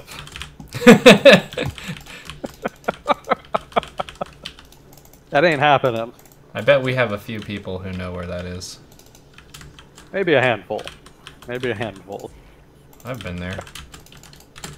One of the reference experiences when I went to a Mexican restaurant and I got the chips and queso and there was a cockroach in the chips. I'll never forget that. Wow. Yeah, it was exciting. Because normally it's like a basket and it has chips in it and just chips. But then there was a cockroach in it and it was... Yeah, that was something else. It gives you a different feeling when you're sitting at the table. A different sense of like what else is gonna emerge from these containers. Well, that'll put a dent in your appetite. Yeah. Well, I still had whatever my main course was, so I'm not gonna give up that easily. Well, in defense of Oak Cliff, it's a lot safer than it used to be. Yeah. There's much less gunfire, I find. That's good. I think so. Let's see. So, what was I even talking about? Oh, the U.S. economy. Pretty much covered that. What is your economic and geopolitical outlook on China? Are they a paper tiger, or will they overtake the USA as the #1 world superpower, as some are projecting? Well, that's a big debate going on right now in international relations circles, political circles, what have you. I mean, it's anybody's guess. If I had to guess, I would say probably not. If only because I doubt the Chinese government is really that interested in projecting power as a superpower. Certainly there are things that they would like to do in the world that they can't do right now, that they might do when they become more powerful and influential and have more economic and political tools internationally to use to kind of pursue their vision, to pursue their interests anyway. But the party has its hands full dealing with the population of China, and there's a lot of things that can go wrong in the future. It's no sure thing that the Chinese economy will just continue growing at 6-7% a year going forward. There's issues with over-reliance on investment in the Chinese economy. They're having trouble corralling the shadow banking in China. That goes back to what I was saying before about the financial sector in China. It still has a lot of issues. There's a lot of demand and not a lot of supply for finance in China, and so as a result, a lot of money ends up sort of in the gray market, such as it were. Such as it is, rather. And there's a lot of issues with government as an institution is getting better. It's getting more centralized and better organized, but there's still issues with corruption, a lack of oversight, a lack of regulation, and all of that makes the economy in China, markets in China in general, difficult to operate in. Even if you're Chinese, again, you still have to have good networking in order to really thrive in China. So it's possible to start a business and do well, but you're not going to do really well unless you know the right people. And that puts a brake on potential growth for the Chinese economy. And again, institutions are getting better in that regard, but there's still a lot of problems.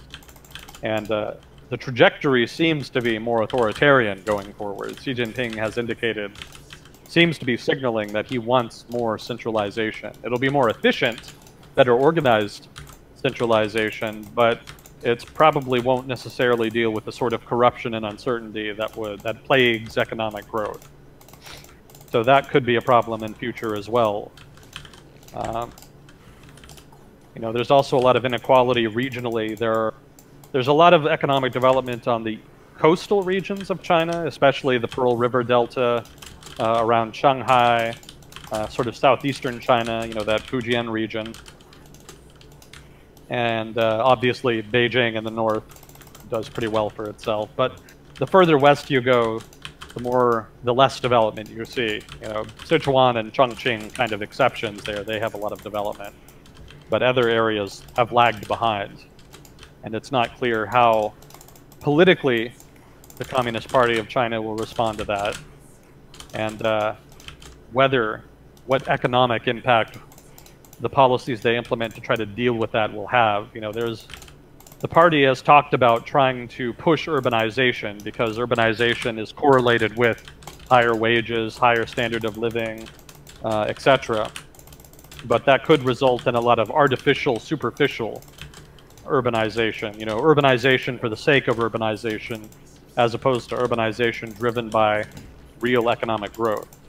And that could create big distortions in markets and create lots of problems, with unintended consequences, basically. So that could blow up in their faces in future, too. And that's to say nothing of all of the investment in state-owned enterprises and subsidies to industries that could result in market distortions and misallocations of capital of the kind that I kind of was talking about before. If they cannot corral that at some point, that could just cause a big financial crisis, if not a meltdown. Right now the party is too afraid of major reform of state-owned enterprises causing mass unemployment with corresponding political instability to really follow through on big reforms of state-owned enterprises. So for now, they're kind of stuck. They kind of have the tiger by the tail. They can't reform the state-owned enterprises, but they can't not reform them because right now they're just eating up bigger and bigger chunks of the budget. They're not efficient. And they're making it harder for the rest of the economy to develop because they soak up financial resources, they soak up labor that could be used in other more productive sectors of the economy. So with the heavily subsidized, inefficient state-owned enterprises, that whole development mission of the Communist Party of China, that whole push to become a modern economy, to move up the value chain and to produce, to develop modern industries, all of that is imperiled by that, in conjunction with all the other factors I talked about. So, you know, any one of those, not to mention other things I don't know about, could end up being a major brake on Chinese economic growth going forward at some point in the future and cause it to kind of stagnate. So, who's to say? On the other hand, maybe they keep growing and they do develop modern industries and are able to become a major power. There's just too much uncertainty right now to really make a solid prediction on that count. But beyond the economic, in terms of geopolitics, in terms of the political or international relations, I'm skeptical that the Chinese would really be interested in becoming a superpower like the US is a superpower with, you know, the military everywhere and, you know, lots of economic, political, and security deals with other nations. I don't really see China doing that. They could. I could be wrong. You know, there could be a leadership change at some point that results in a government that wants to do that, either communist or otherwise, who's to say. But given what I know now, and keeping in mind that there's a lot of uncertainty, I'm relatively more skeptical that China would be a superpower like that. Let's see, so then the next question was, often up here in Canada, we hear a lot about the softwood lumber dispute. What are your thoughts on this issue? From what I understand, the U.S. imposed tariffs, although they harm Canada, they also harm U.S. contractors who just end up paying more money for the better quality wood. Sorry. Yeah. Buyers are always hurt by tariffs. It's the producers who benefit. The trouble is that producers are always a more concentrated interest group than buyers, or at least almost always.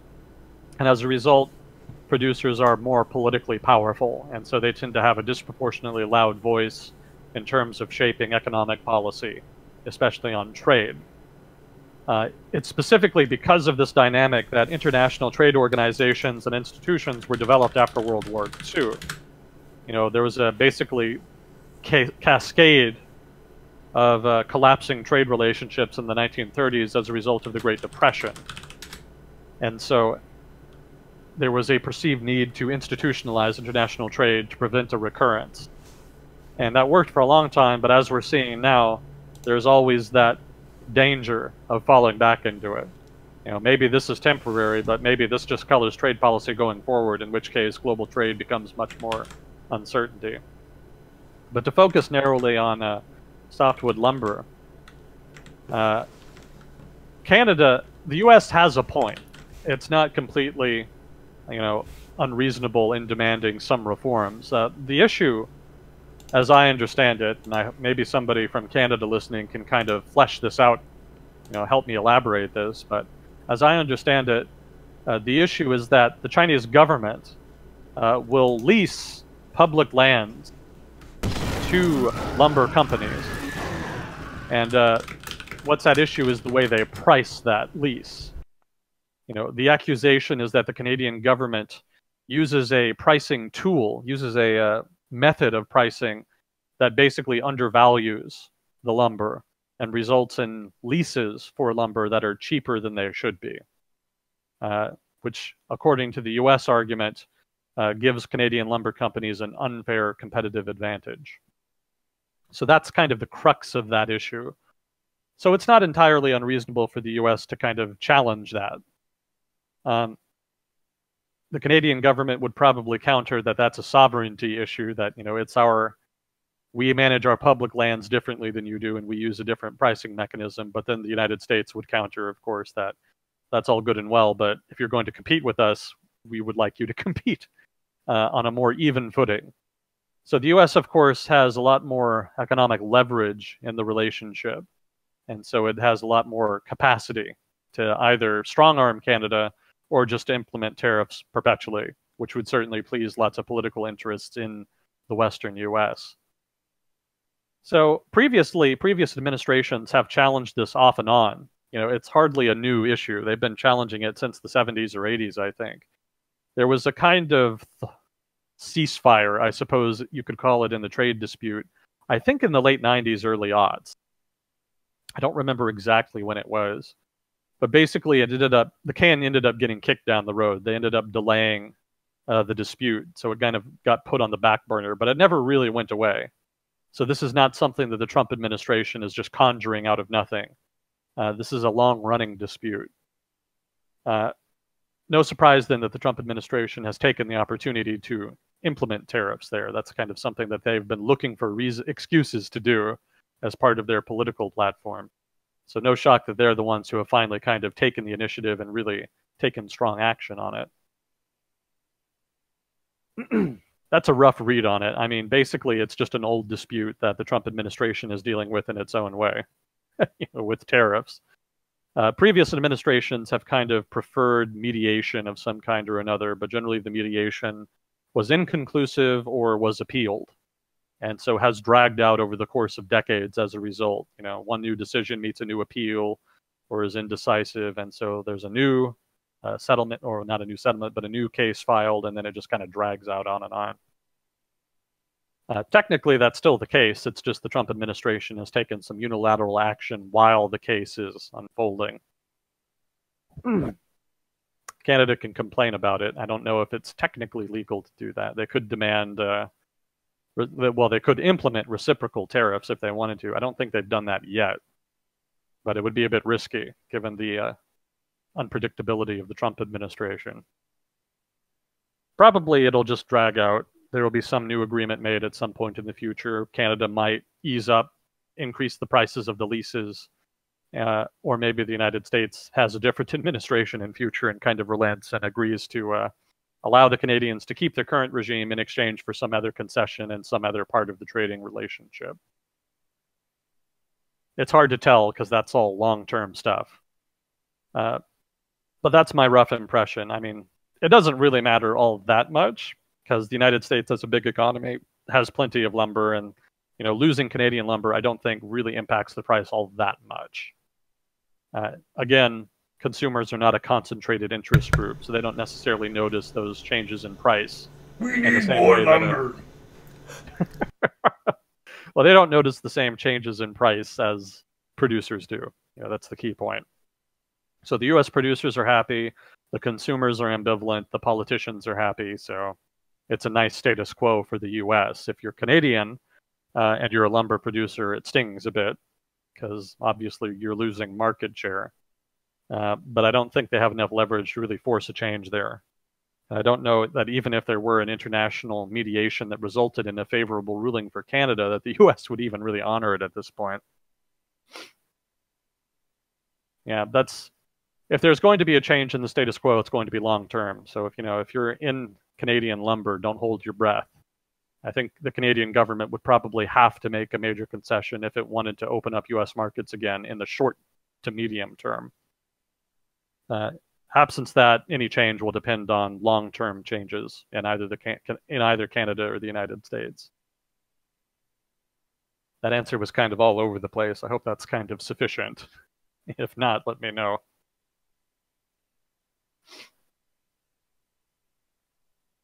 Let's see, what's your opinion of anarcho-capitalism? I don't really have one. On the one, it's one of those ideas that's fun to play with theoretically. But a lot of theory requires assumptions to work that very rarely exist in practice. In anarcho-capitalism, you kind of need mutual recognition of norms amongst broad, well, not just communities, but just regions. Whole regions of people would just have to agree on how a given system would work, and you would have to have some kind of mutual agreement of course of action if somebody, breached those norms. Like if somebody used an anarcho-capitalist environment to try to seize power and establish some new empire of some kind, there would need to be some mechanism in place for a mutually recognized obligation to try to fight against that. And I'm skeptical that would happen. More likely, the empire builder in question would be proficient in buying off this, that, or the other faction, such that the whole system would collapse and you would end up with a new hierarchical system in its place. Anarchist systems are just innately unstable like that. They do not lend themselves to long-term viability because invariably somebody screws it up at some point. Invariably somebody tries to take advantage of the lack of regulations and oversight and abuse it to their own advantage.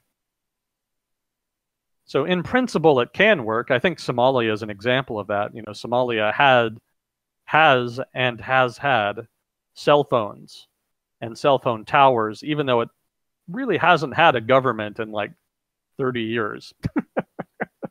You might think a country would need a government in order to establish infrastructure, investment, things like that. But not necessarily. Companies can operate in such environments if they think the benefit is worth the cost. And generally that means cutting a deal with one local faction or another to try to protect your investment. Or in the case of cell phone towers, a mutual recognition amongst the population that everybody benefits from the towers, and so they shouldn't attack them. Hence, cell phone towers have largely gone unmolested in Somalia. So that's an argument in favor of anarcho-capitalism, but I don't think over the long term it's viable, especially on a large scale. Somalia is a relatively small country, and cell phones are just one industry. If you wanted to extrapolate that to a very large country, or continent, or the world, and to every industry, I don't think it's nearly as viable. There would be immense asymmetries in power between people, and the people with the most power would most likely use it to secure rents, political and economic rents, that gave them an unfair advantage that resulted in a new hierarchical de facto government of some kind or another. So I just don't have a lot of faith in anarcho-capitalism's viability in that sense. I would say it is one of those, quote, sexy ideologies that has a lot of aspects to it that are attractive to people. The first thing that came to mind was Arch Enemy's content and music videos from like early to mid-aughts, and how a lot of their stuff, it has those tones of like standing up against the government when they're pushing you around, and how it has a lot of that angst. But one of the things that we notice with the Occupy movement is you can have all the angst you want and you can be grumpy at stuff, but you have to present a tangible alternative that other people can agree to use that could replace it. Otherwise, you're not really getting anywhere. You're just kind of being grumpy and edgy because you have those emotions, which that doesn't mean the emotions aren't valid. It just means that trying to make something anarchy-based work hasn't really been on the cards for the size of countries these days. I would think for a sufficiently small system, there's a much greater range of ways that you could govern the group. But we're dealing with massive systems now. Like huge groups of people where you're not going to know everyone in your country like you used to be able to know everyone in your tribe or village in days long past. I guess there are still those types of communities. They're just not the actors on the world stage. Yeah, major institutions kind of require corresponding institutions to regulate them and to manage them. They don't necessarily have to be government in nature, but there kind of does have to be something, either formal or informal there, and anarchists tend to be a little overly optimistic, I think, in their perception of how viable those kinds of an environment fully free of that kind of centralized authority would be. I think almost everybody's going to be optimistic before they govern, right? Because you see all the failures of the current people who are governing, but you don't see your future failures of, if you try to do this, it's going to mess up in these ways, and it's going to be a lot harder and less fun than you think. Yeah. Yeah, you might fix some problems. You might even fix the problems that you intended to fix. But there's no guarantee, and there's probably going to be a lot of unforeseen circumstances, unintended consequences, and any number of problems that you just had no concept of before you even started. That's generally what happens with revolutionaries. Generally, they have one or two major issues that drive them to revolt, and then they get into power, resolve those issues, and then everything goes to hell, because it turns out the world is more complex than one or two issues. So things go to hell pretty quickly after a major revolution, generally. It takes some excellent organization and leadership to try to get around that. You know, French Revolution kind of succeeded, overthrew the monarchy, instituted a republic, but governance was a little bit of a problem, given that, you know, the guillotine and all the murders. And that's to say nothing of the massive alliance of nations that almost immediately invaded. So that necessitated some creative thinking and leadership on the part of Napoleon, but part of the cost of that was giving up some of the liberty and republican ideals of the early revolution.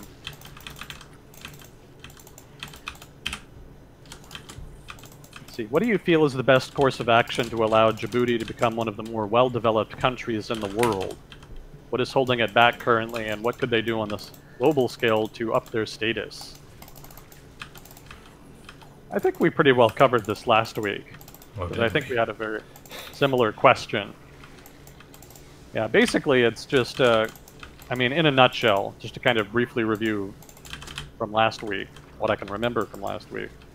Djibouti's corruption, the government corruption in Djibouti, would have to be rectified. There would have to be better rule of law. That would be the main, most important improvement they could make. Improving education and human capital, maybe some infrastructure spending. Part of the problem is that it's such a small country and it lacks a lot of resources. You know, its only real advantage is its location. So if it could set itself up as a trade hub, that could be useful. That could be a way to go. You know, it's always hard to say, because there's no one way to develop. You know, if there was a magic bullet to economic development, the world would not be as poor as it is. But those are some of the factors holding it back. You know, that corruption, the lack of institutions, lack of strong institutions, rather, the lack of human capital. You know, even its location is a bit of a double-edged sword, because that's a very dangerous region to be in. So maybe stabilizing the region could help. Yeah, it's probably not going to become a developed country anytime soon. You know, you could point at all the military bases and say that's a way to develop, but that's not really viable over the long term. That's not a sustainable form of development. You know, you would need to invest in something more in the private sector, basically. You know, have something emerge in the private sector that could sustain economic growth well into the future. You know, military bases are nice, but they could pick up and leave any time. You know, even military bases within a country. You know, because most of the bases in Djibouti are foreign military bases. They could pick up and leave any time. But even military bases within, say, the United States or within France that have more or less permanent deployments, they have a mixed effect economically. I mean, on the one hand, yes, there's a lot of people that need services, and so that's the basis for a services industry. But it's kind of like tourism in the sense that it's not really driving industrialization. You don't really need to build factories to service those people. You know, if you really want to industrialize your economy and build up, you know, either factories, a manufacturing sector, or something more services-oriented, like a high-value tech sector or high-value services of some other kind, you need human capital, you need law and order, you need strong governance, strong institutions, and there's, well, also good infrastructure. And there's just no substitute for those things. You know, you can have all the tourism and military bases, but if you don't have those factors in place, you're always going to be kind of stuck in second gear. You know, your economic growth is always going to be below what it could be, and your level of development and standard of living won't be what it could be.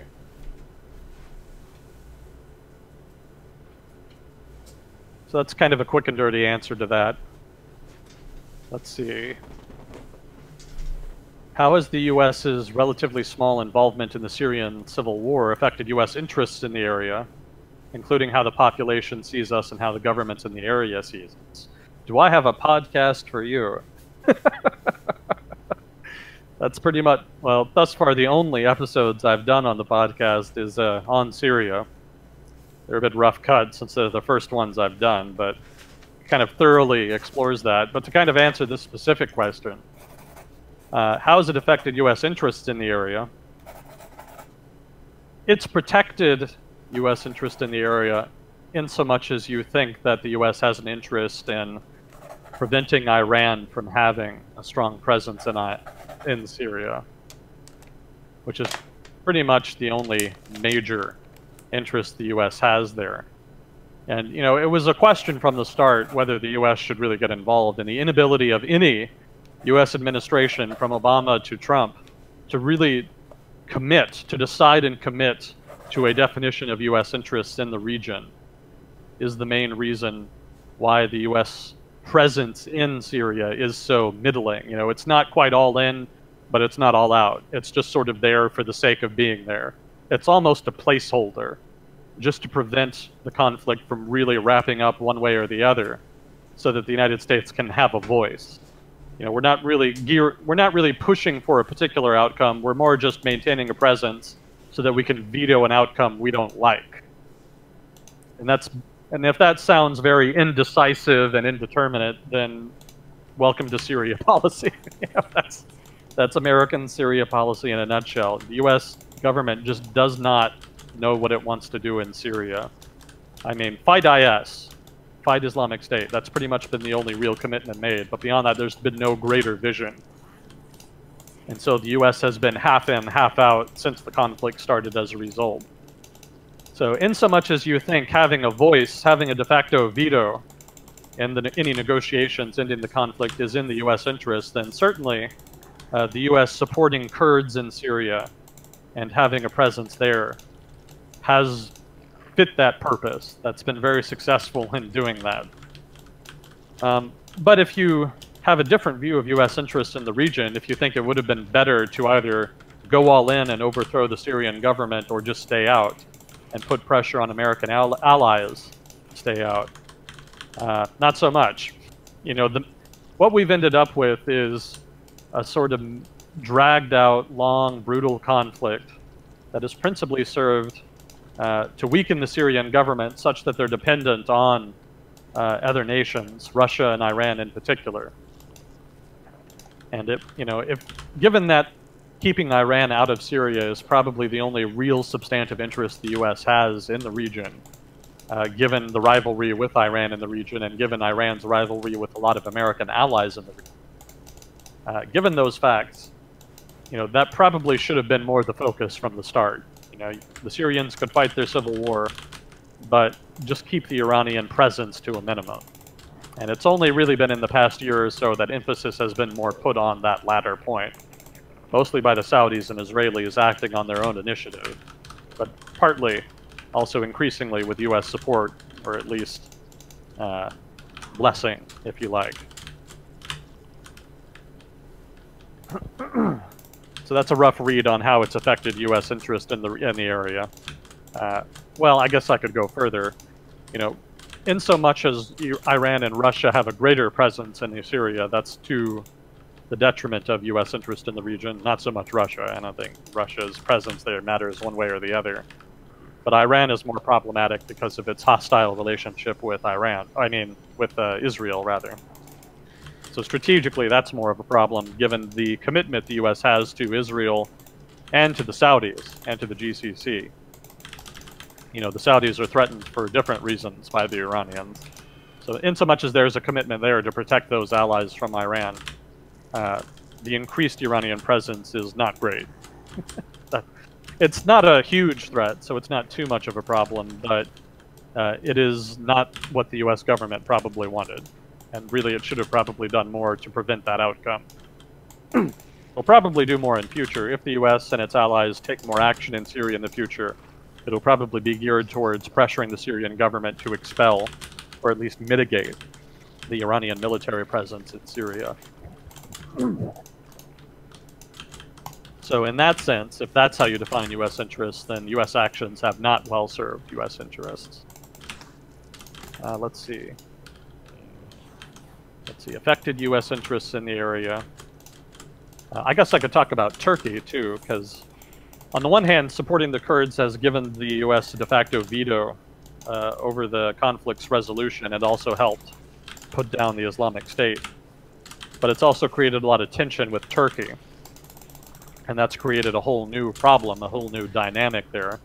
It's not just Erdogan and the AKP that are sensitive about the Kurds. It's basically all of the major institutions in Turkey, even institutions like the military that are otherwise critical of Erdogan and the AKP. All of them agree that the Kurds are a problem and that U.S. support of the Kurds in Syria is a problem. So that's creating some underlying tension with a major regional ally. And in that sense, that's been a detriment to the U.S. interests in the region. You could argue that it's not such a bad thing because the U.S. has enough power to kind of weather that, and that relations with Turkey are strong enough to weather that tension. You could also argue that it's kind of Turkey's fault in the first place for kind of getting involved in the Syrian civil war and exacerbating it and dragging it out. In that sense, you could argue we didn't want to be here and support the Kurds. We're just doing it because you screwed this up so badly. So the U.S. government does have some defense there. But it has to be resolved at some point. Turkey is too important an ally to kind of have that tension be there perpetually. So either Turkey has to kind of accept the U.S. position in Syria, or the U.S. has to accept that Turkey has a reasonable request in demanding that, reasonable demand in demanding that the U.S. cut ties, and which would in turn require some alternative arrangement for eastern Syria, the parts of eastern Syria occupied by the SDF, which is basically the Kurdish allies, America's Kurdish allies in eastern Syria. So those are some pros and cons to the has it helped or hurt America's interests in Syria. Let's see, the rest of the question, what was the rest of the question here? How the population sees us and how the governments in the... Well, I think I covered governments, roughly. The Saudis and the Israelis are a little wary, because they wanted the United States to jump in and help them. Especially Turkey was kind of counting on the United States coming in and helping them overthrow Assad. And they kind of thought it was a given, since he was an Iranian ally and everybody was rivals with Iran, including the U.S. So governments in the region were a bit taken aback by American reluctance. And that was back during the Obama administration, which was famously reluctant to really get involved in overseas adventures, especially Syria, that one being the case in point. So there was some loss of credibility as a result of American waffling on Syria. So in terms of government images, that's one of the government perspectives in the region. That was one of the effects. That's been improved a bit because of the Trump administration jumping in and committing more, although they're still not really putting their weight behind Saudi and Israeli desires to overthrow Assad in that sense. They've basically given up on overthrowing Assad. So they're kind of just happy to be getting some help now. But certainly it's faith in American support has been dented a bit. That implicit assumption that the United States would always be there to help you if you had a foreign policy problem in the region, that's not quite there anymore. It's actually probably one of the reasons that Mohammed bin Salman in Saudi Arabia has been pushing so hard for reform. There's a greater sense in Saudi Arabia that the Saudis are kind of on their own. They can count on U.S. support in a crisis, but beyond that, if the Saudis want to influence the region and project force and pursue their interests in the region, they're probably going to have to do it themselves. So that's led to a lot of investment and a shift in strategy towards being more self-sufficient. Turkey, like I said, obviously doesn't have an improved, Turkish impressions of the United States have deteriorated as support for the Kurds has improved. That's been the principal change there. There's a sense that the United States is out to get Turkey. There's a lot of people in Turkey who blame the U.S. for the economic problems. They say it's a big conspiracy to contain Turkey. So all of that just kind of feeds into a downward trend in Turkey amongst the broader Turkish population. Although I would add that's probably concentrated more amongst AKP supporters than amongst other political groups.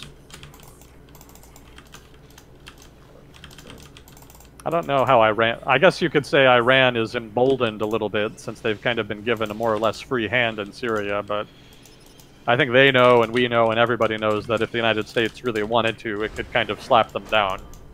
So I don't think that credibility of the United States has as being the principal military force in the region has been dented. I think what's been dented is just the perception that the United States has a willingness to use that force. That's been more what's at issue. Let's see. So then how populations see us is a little bit different. You know, the Kurds they appreciate the support the United States has given, but they're also a little bit wary. Because the US also supported them back in 1991 and maintained some support, but it wasn't full. You know, they didn't really help them go for independence, for example. And then in 2003, after the Iraq invasion, the US started, you know, increased the level of support, but then after the war, it fell a lot. Not completely, but a lot. And so there was a sense that the United States sided more with some of the more powerful political forces in the newly democratic Iraq at the expense of Kurdish political forces. So there's kind of a sense, on the one hand, that the United States is a powerful and useful ally, that it's kind of been there when they needed it, but on the other hand, it's kind of an unpredictable and capricious ally for the Kurds. Well, we talked about this in terms of a lot of the tones of how Americans think about freedom and independence and stuff, and how they would like their own independence, but they're hill people who have gotten squished into a territory between a bunch of countries, and we're trying to have good relations with as many countries as we can, and to fight really hard for their independence would work against the US, but in the kind of existential and spiritual side, I feel like America really likes the Kurds. For sure. For their role. Yeah, I agree. There's a lot of sentimental attachment because of the assistance they've rendered. And because they are kind of how would you put it? They cut for sympathetic figures. They're the largest stateless ethnic group in the world. I believe that's the case.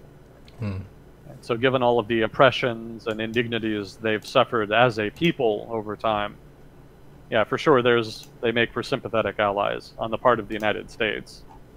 But on the part of the Kurds, you know, they have reason to be a little suspicious, because on the one hand, the United States has been there when they needed it, but at the same time, that support has been pulled when it's been inconvenient. And support for the Kurds is getting inconvenient. So they have reason to be a bit nervous. It's not really clear what the US government is going to do in Syria going forward. You know, successive American administrations have been very cagey about their intentions, and without that clarity, it's very hard to predict the long term in Syria, you know, predict outcomes. So I don't really know if support will continue for the Kurds or not. And without knowing that, I don't know if relations between Turkey and the US can improve on that count. But certainly for now, the impression amongst the Turkish population has in general been damaged by American support for Kurds in Syria. Beyond that, I don't think people in the other countries in the region really think anything differently. You know, the population in Iran is still very skeptical of the United States government and its intentions in the region. Israel is still Israel. Nothing's changed there. So, I think everybody else is pretty much the same. Kind of a long, meandering answer there. I hope that makes sense. If not, too bad.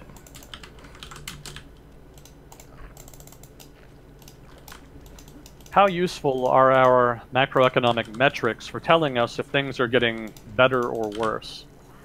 GDP is criticized for not capturing a lot of activity that people find valuable, but is economically invisible, like free online education. Inflation-corrected median household income is criticized for not capturing demographic changes. And of course, no critics. You just went full robot. What?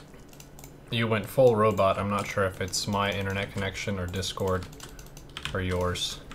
Let me see. Get it now.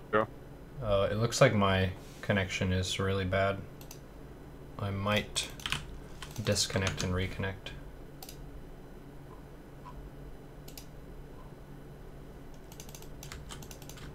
Please stand by as we resolve this technical difficulty.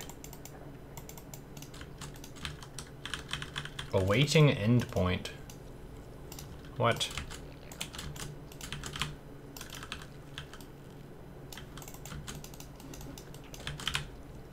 Hello? Why is it not letting me? Ugh. Okay. We're quitting and restarting Discord. How's it going, fam-a-lam? My name's Neuro. I'll be your host today. I'm trying to fix the audio issue while also taking a third base. And an overlord. Discord. Is it better? Hello?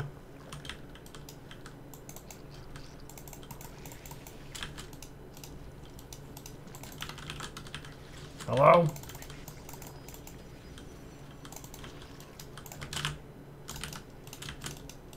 Oh no, we have red connection again.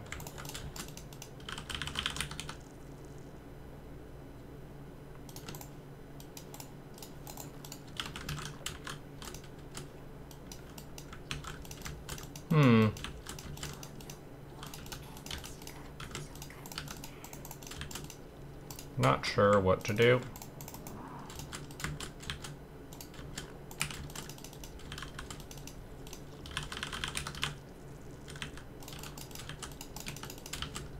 No, I've had this issue with coaching sessions a couple times too. I know you're joking though, but it's not him. I see him reconnecting.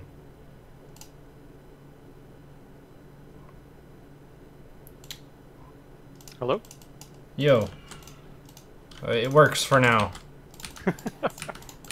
For now. Don't hold your breath. Yeah, I don't know what the issue is. It wasn't either you or me, it was the server, I think. Yeah, that's popped up now and again. Now let's see, how useful are macroeconomic... Oh, how much did you hear before it cut out? I think you just started addressing it. Oh, okay.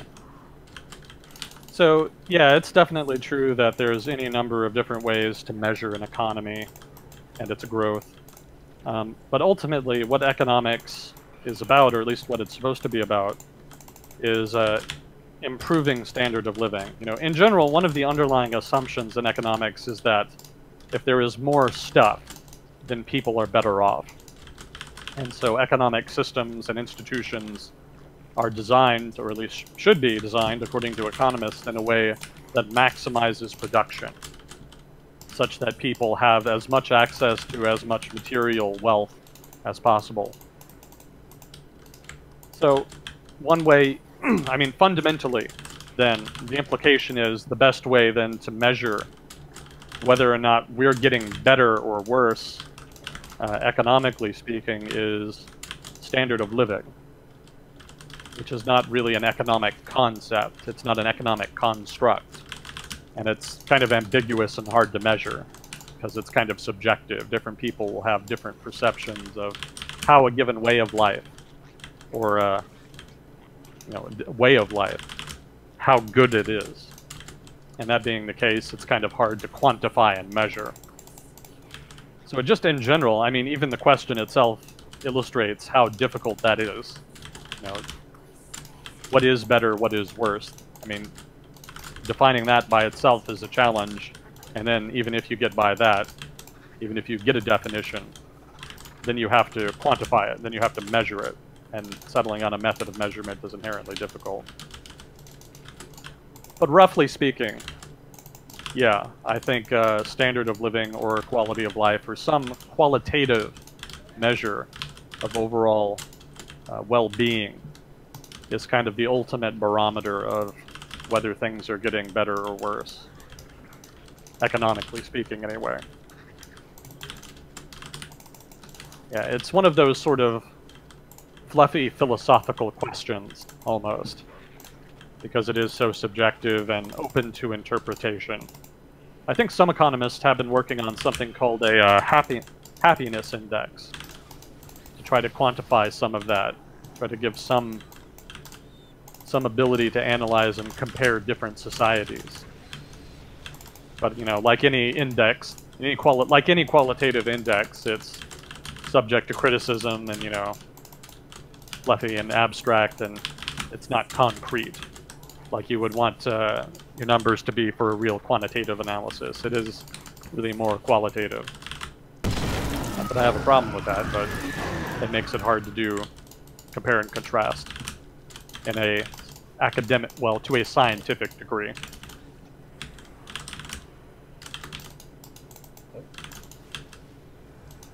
So that's what I would use kind of instead of macroeconomic measurements if you're just looking to get a rough gauge of whether or not things are getting better or worse.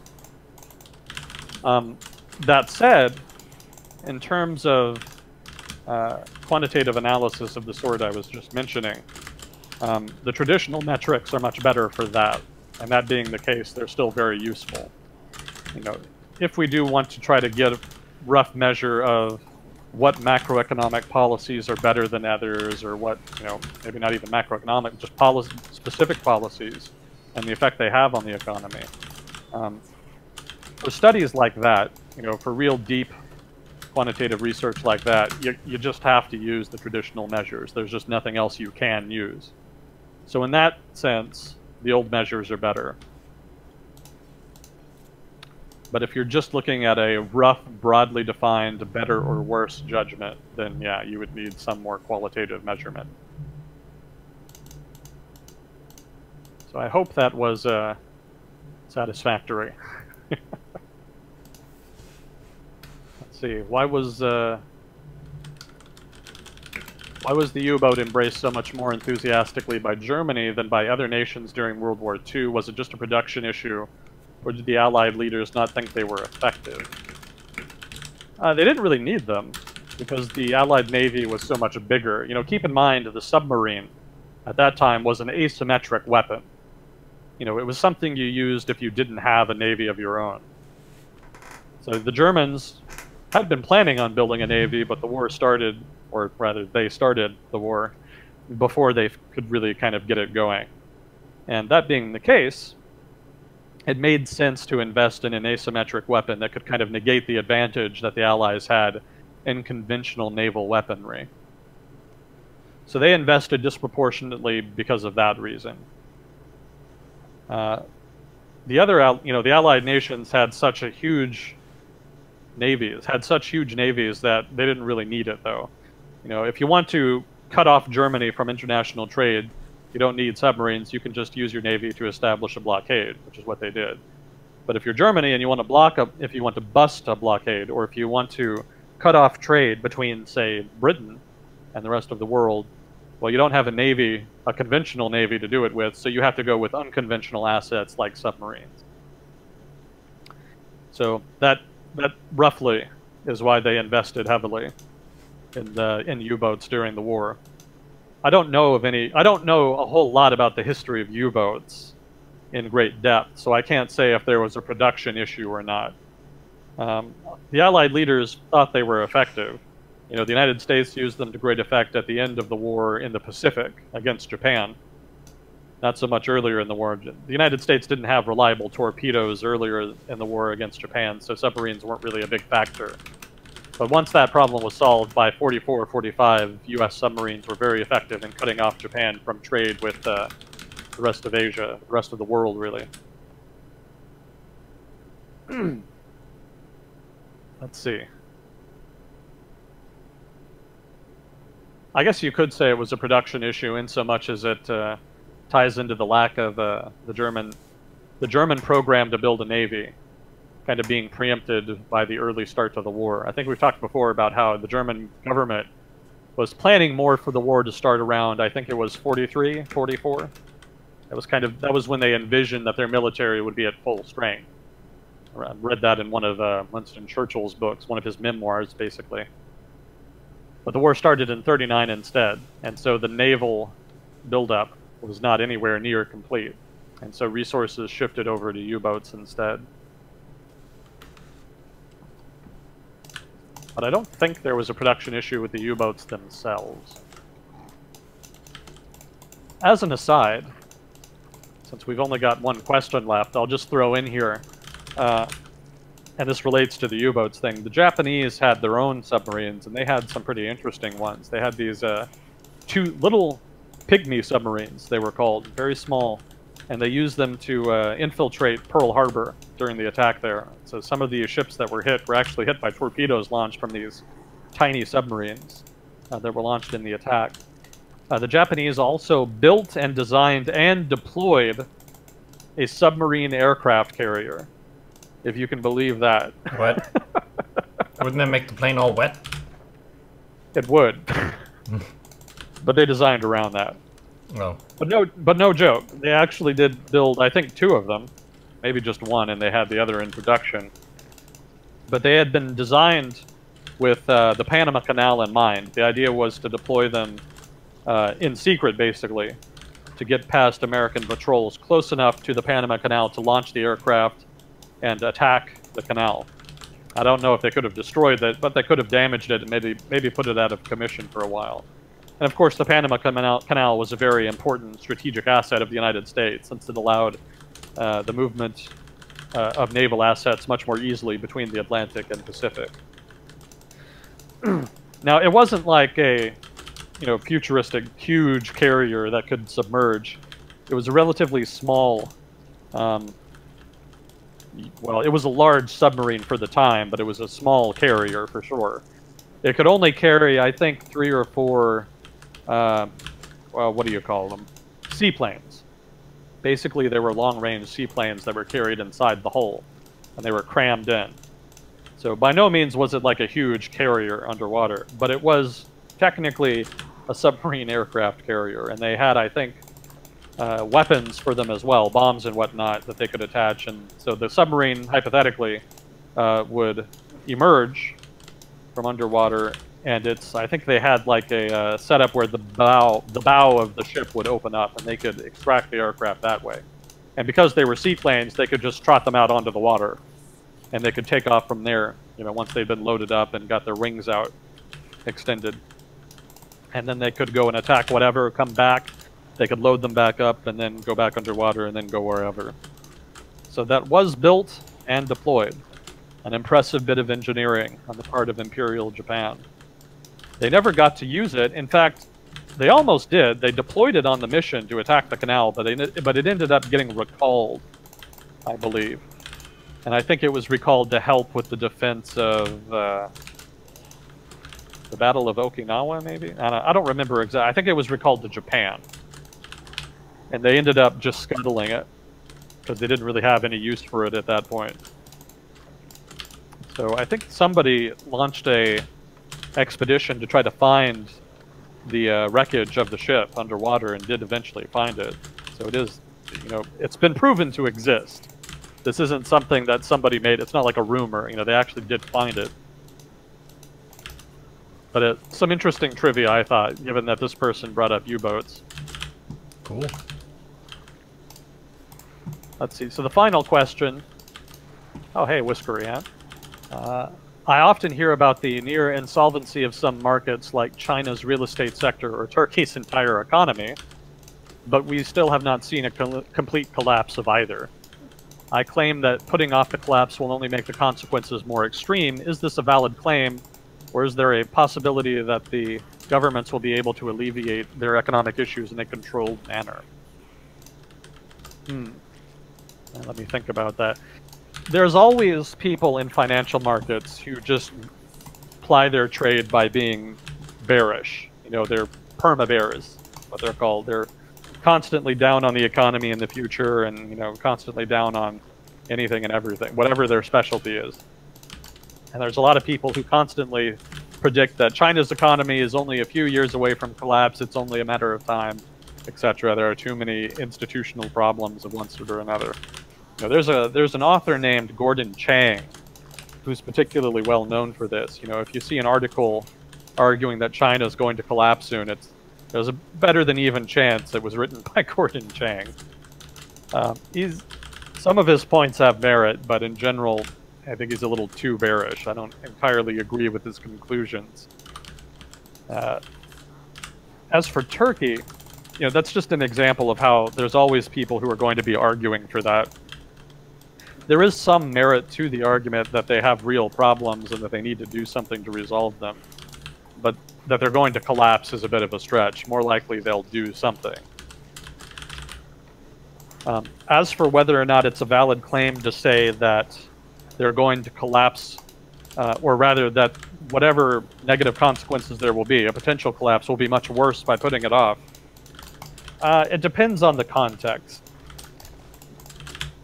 You know, I don't know that, for example, China, like I was talking about earlier, it's not really clear what problems they'll have in the future that could put a major brake on their economic growth. You know, it's anybody's guess. There's just too much uncertainty with regard to China's governance, the Chinese economy, and, you know, any number of other factors to really make a good guess on that. And you would need to kind of know that to really judge whether or not putting things off would really make things worse. You know, if it's something like a financial bubble, then yeah, putting it off will make it worse. But it's not really clear that China has that problem. There is a property bubble in China, but you know, I've read research that suggests that there is merit to that, to those high prices. You know, it is a bubble, but it's not as much of a bubble as you might think. There is a lot of underlying demand that actually is driving that. Now with Turkey, it's a little more clear-cut, because that is inflation, and the government has indicated that it isn't going to give the central bank the freedom to kind of deal with that the way it should. Or at least there have been some implicit threats to Turkey's central bank in that vein, anyway. So, in the case of inflation, putting off dealing with it definitely makes it worse in the long run. The longer you let inflation fester, the more likely you are to get higher and higher inflation, basically a ratchet effect.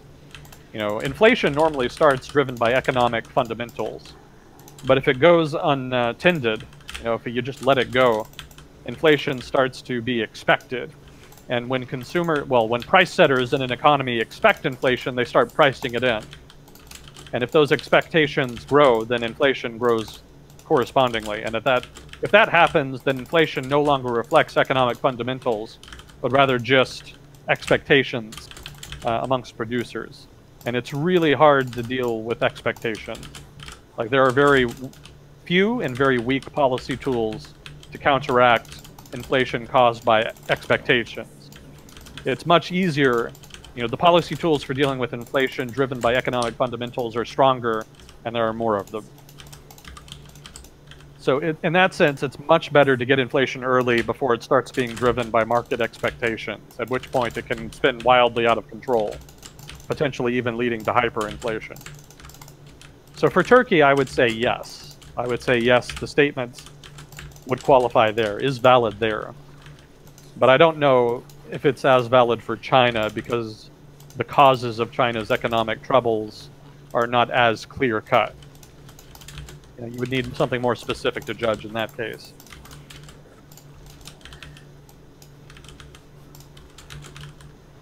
So let's see, we did have two more. Oh, well, let me finish that, because there was more to that. Or is there a possibility, is it a valid claim, or is there a possibility the governments will be able to alleviate their economic issues? Well, I think I addressed the claim. The claim is accurate. Putting it off will make it worse, depending on context. Will governments be able to alleviate these economic issues in a controlled manner? Yeah, I think they can. Whether or not they will is the open question, and it's that ambiguity over that question that's introducing uncertainty in markets and making the problem worse, especially for Turkey. For China, China's always been opaque. So a lot of traders, you know, with interest in economic activity in China had kind of already priced uncertainty into their investment. They kind of assume there's more risk when they start, and so kind of factor that into their calculus about regarding how much to invest and what to expect, etc.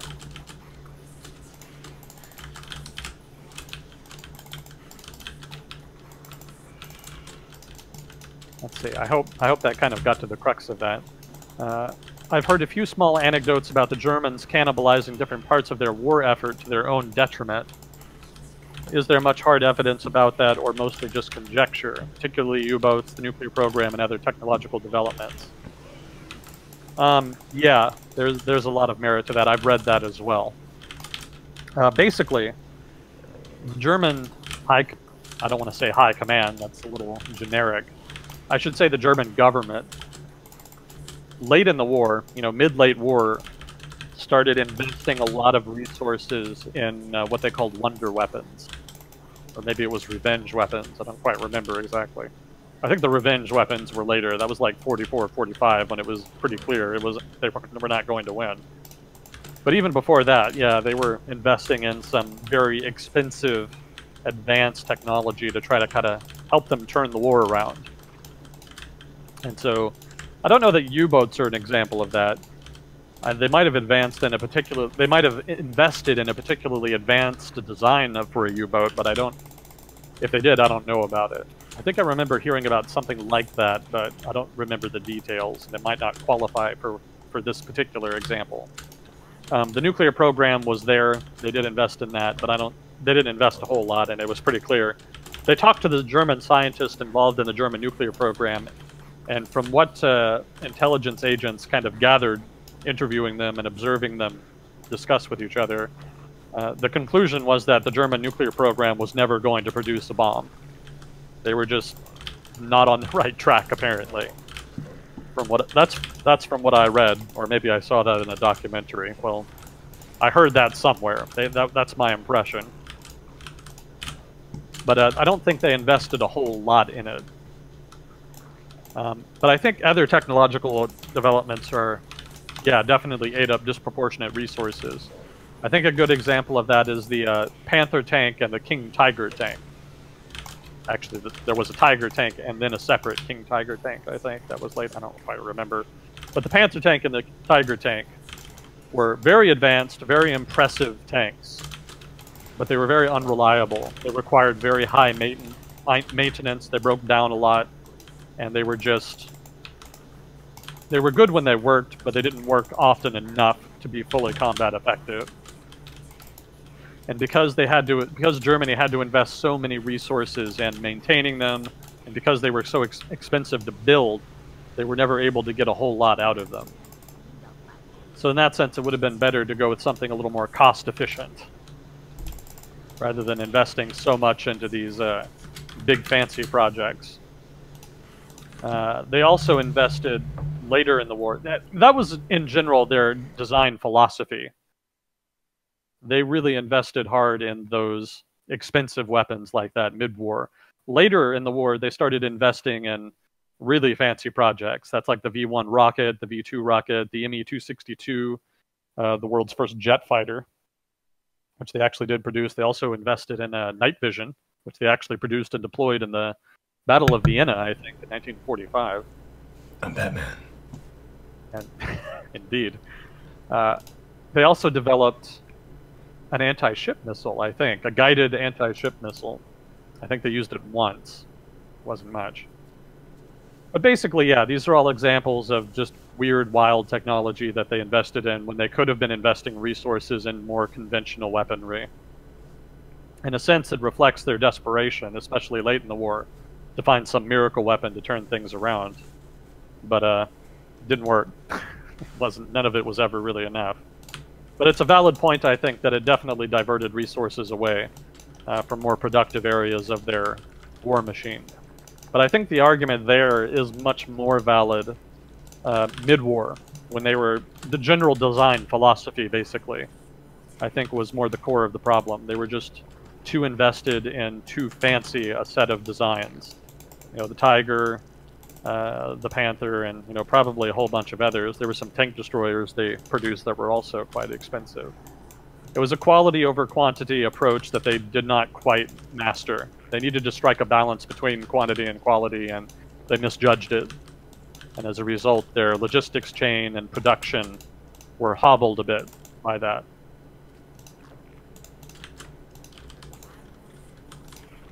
We know all about that in StarCraft. We see over in the chat a bunch of people giving StarCraft examples of people teching up way too fast in ways that are unsafe, and then they get punished for it. Yeah. Yeah, same deal, pretty much.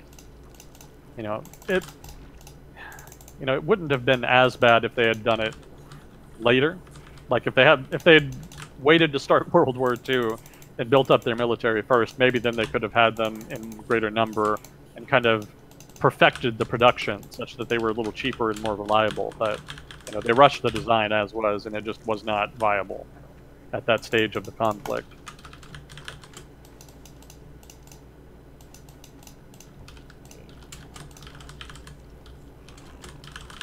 There was also, I remember reading about the Germans diverting a significant amount of their logistical capacity, specifically their rail network, towards the Holocaust, and that also contributed to problems in German production. You know, a lot of those trains could have been used to transport war goods, inputs, etc., to the benefit of German war production, but were not, because they had to be diverted to transporting huge numbers of people to concentration camps.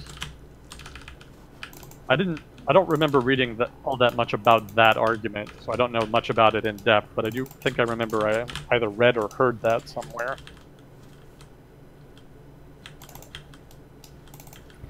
So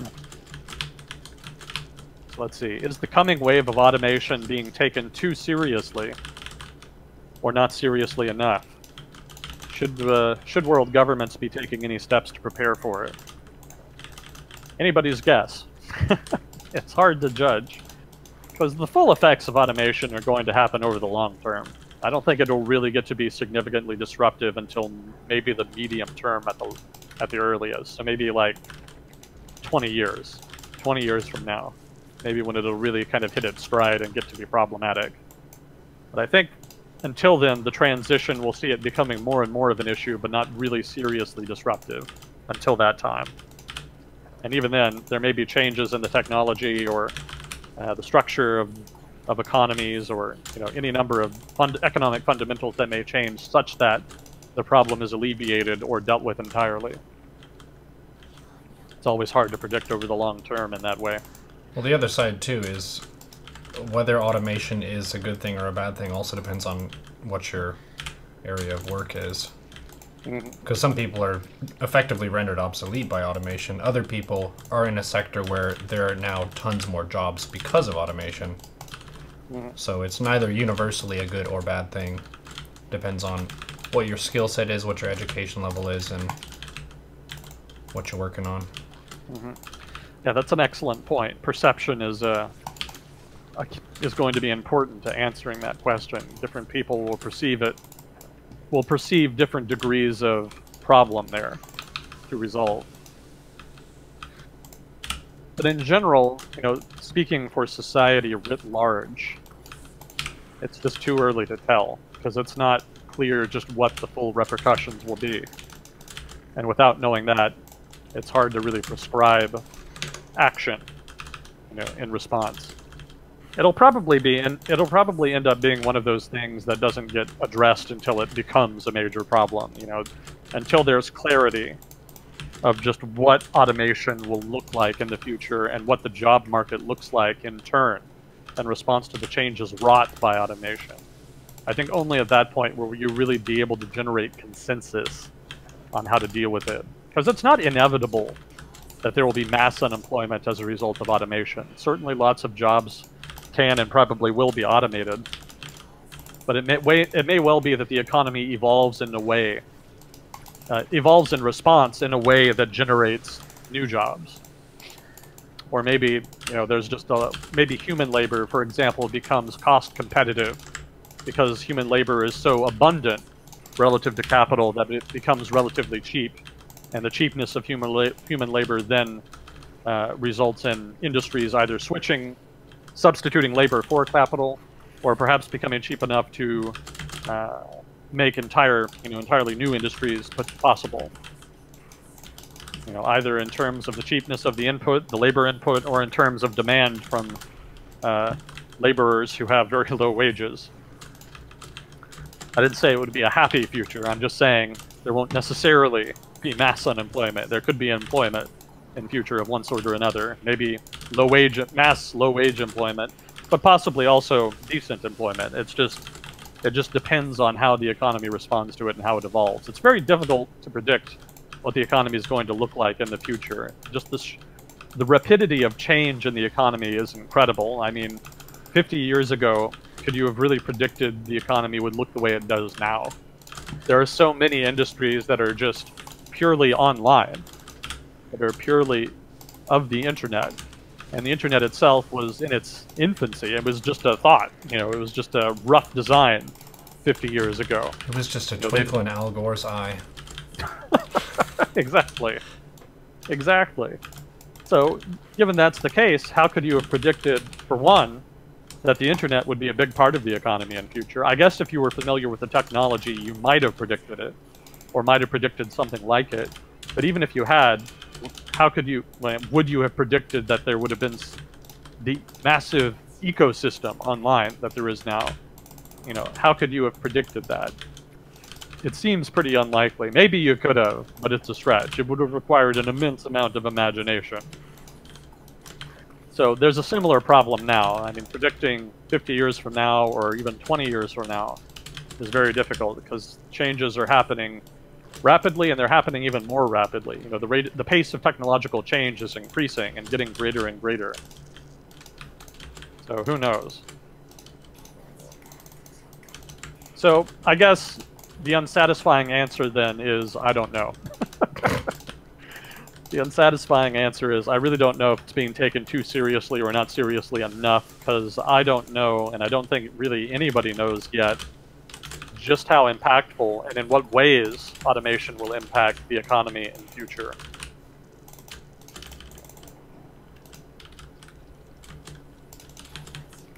Now that's not going to stop people from offering solutions, because you can always just assume. You can make an assumption about what impact automation will have and then prescribe a solution predicated on that assumption. So there might well be a consensus at some point in the future that a given outcome is the most likely, and from that you could build a consensus to take certain action, take a given, you know, variety of action of some sort. Again, that would just be an assumption though, and it may or may not be an assumption that ends up being accurate. But if there is action taken to try to deal beforehand with the possible consequences of mass automation, I suspect it's more likely to be predicated on an assumption like that, rather than on substance. You know, if you are talking about taking action well before the effects of automation become entirely clear, I suspect that's the form that the action would take. It would be predicated on an assumption and may or may not be accurate. But it's not really clear yet. I don't think we're anywhere near even that type of action, because it's, you know, I don't think we're anywhere near even that level of consensus about automation and its possible disruptive capacity and the need to do something about it. Let's see, and then the last one, the new last one, the new last question. I've heard that we are, quote-unquote, overdue for an economic adjustment. Thoughts on current state of American economy? It's a popular question. There doesn't seem to be rampant abuses akin to the '08 real estate abuses. What, if anything, will cause our next recession? If we have another recession, it'll probably just be business cycle. You know, when people talk about being due for a downturn, an economic adjustment, it just has to do with business cycle. I mean, it's very weird for an economy just to expand forever. That's like a weird new thing that's happened over the past couple decades. In general, you would expect the economy to expand and contract at more or less regular intervals. And the fact that it hasn't been doing that for the past 3 decades suggests something fundamental has changed in the structure of the economy. Not just the US economy, but just the world economy. But in general, yeah, one would expect an expansion that has been going on as long as the one the United States has had for the past, since 2008, to adjust at some point. Granted, it has not been a spectacular expansion. It has been a very slow, mild expansion. But it has been an expansion, and technically it's one of the longest in US history. So one would expect a downturn at some point, if only for that reason. You know, what comes up must come down. But again, the structure of the economy seems to have changed somehow. And it's not clear what the dynamics of that new economy are. And that being the case, it's hard to make predictions about it. When and where the economy, and why the economy will have a recession when it does, if it does. Now, as for what could cause it, I mean, specifically, beyond just a business cycle downturn, there could be a collapse in trade. There could be, a bubble somewhere that pops. There's been talk about a bubble in auto loans. There may be a bubble in student loans in the United States. That's kind of debatable, but that's possible. There could be a financial crisis somewhere in the world that cascades out of control and causes a collapse in trade. That could be what would you call it? That could be a kind of contagion that spreads to the United States. There's been talk about concerns in financial markets over developing markets stemming from currency issues. I'm a little cagey on that. I'm a little skeptical that that's going to be a big issue, though, because a lot of those are very specific problems in specific nations. Those are not problems that are everywhere. The problems that Turkey and Argentina are having are not. You don't really see those replicated in other developing markets so much. So I'm a little skeptical that's a real issue. But if it did somehow become an issue, we've talked before about how expectations in markets are important drivers of economic activity, above and beyond just economic fundamentals. So if perceptions of a developing market crisis reached a point where it kind of became a reality, that could cause a cascading collapse in trade and a corresponding global recession. Something could happen in China. Again, like I keep saying, China's politics and economy are relatively opaque, and that makes it hard to kind of judge what's going on there. So there could be something we don't see or fully understand in China's society, or economy, or politics, or what have you, that is on the verge of exploding at some point, and eventually does and causes a major downturn in trade right there. Yeah, there's any number of things that could cause a downturn. It doesn't have to be a huge catastrophic downturn. It could just be a mild recession caused by an industry overextending or irrational exuberance or the financial markets overextending yet again. It could come from any number of directions. Somebody with a stronger background in finance could probably give you a better answer to that, because they would probably be more familiar with individual markets and would have their finger on the pulse, so to speak, of the economy. They would have a better impression, a better perspective, a stronger, broader perspective on which sectors of the economy are doing well and which are not, and which are more or less likely to generate a downturn.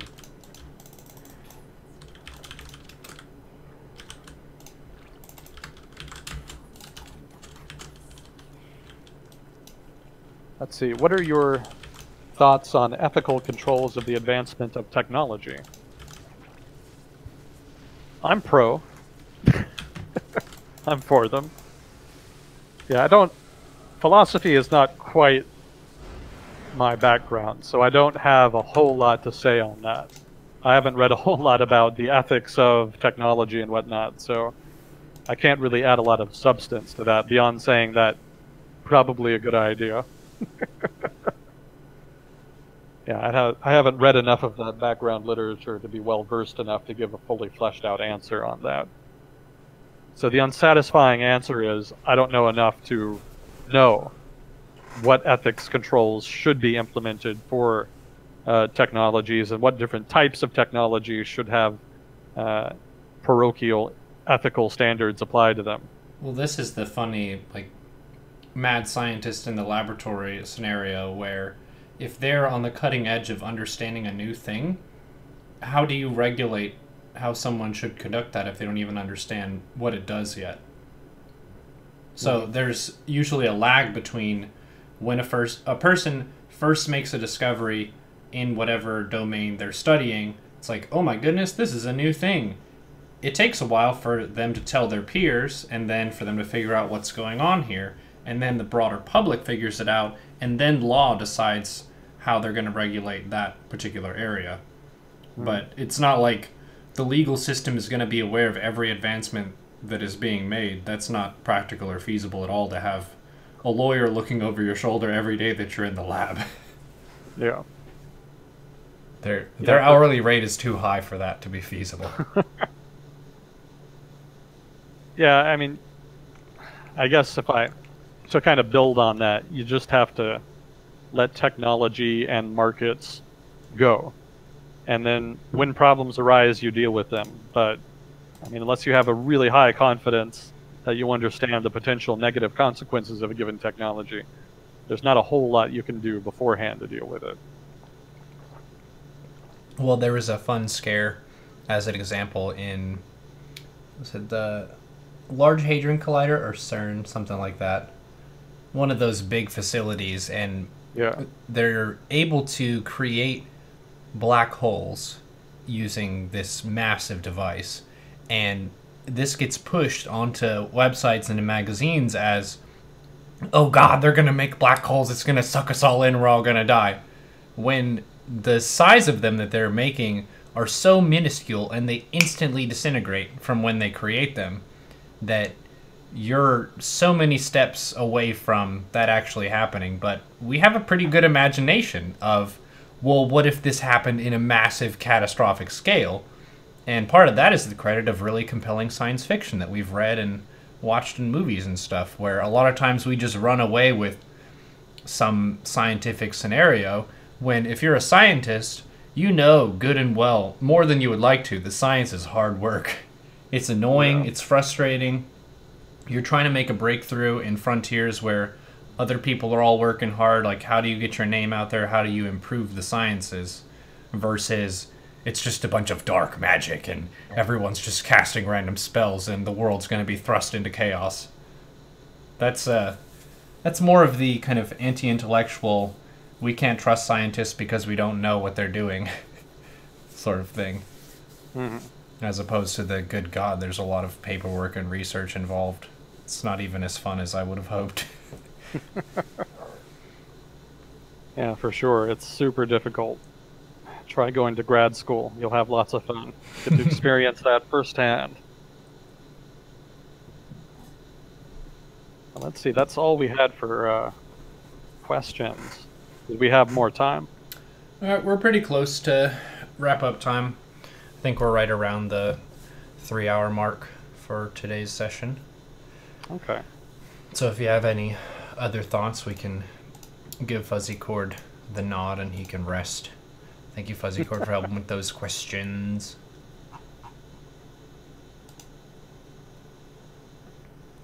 The Large Hadron Collider is a facility of CERN. Okay, so my brain linking them together was correct. I just didn't know the difference. Now I know. There you go. I do remember that story back in the day. Yeah. I think there's a guy who's famous for making B movies. And I think he made one based on that. The plot was predicated basically on that happening. Mm-hmm. So if you want to see that in real time, if you want to actually see the real Hadron Collider turn into a black hole, there's a B movie out there for you. Awesome. That's going to make us feel very safe, knowing that scientists are hard at work. Well, fortunately, sci-fi originals are not known for their scientific accuracy, so you'll probably be all right.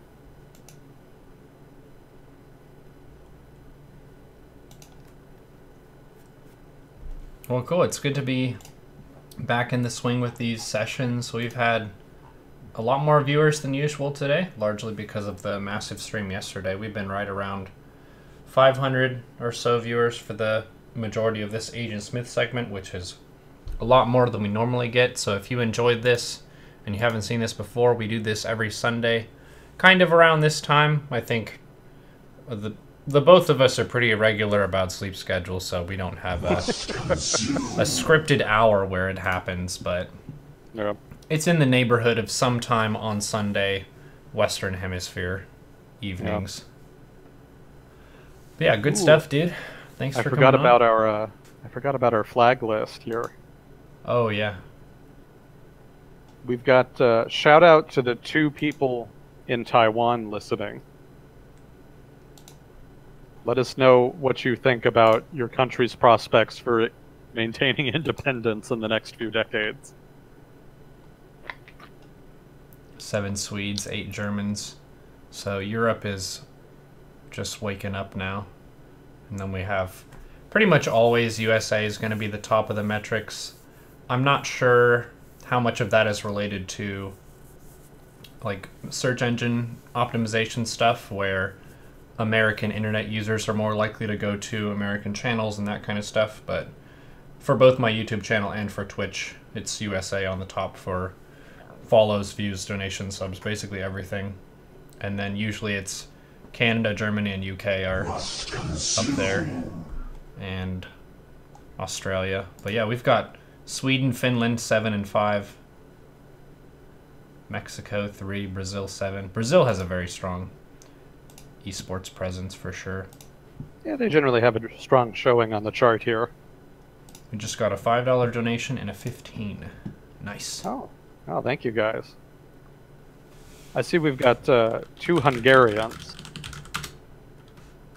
Yeah, Hungary is going through an interesting period of history right now. Yeah, how's Just got another $10 donation.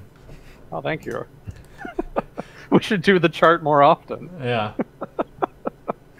Yeah, if you're Hungarian, let us know how Orbán is doing, because he's kind of been out of the news for a while. I assume he still has pretty strong support, at least amongst his supporters anyway. I understand there's people who passionately hate him, but that they're not really a large enough political force in Hungary to really kind of unseat his party.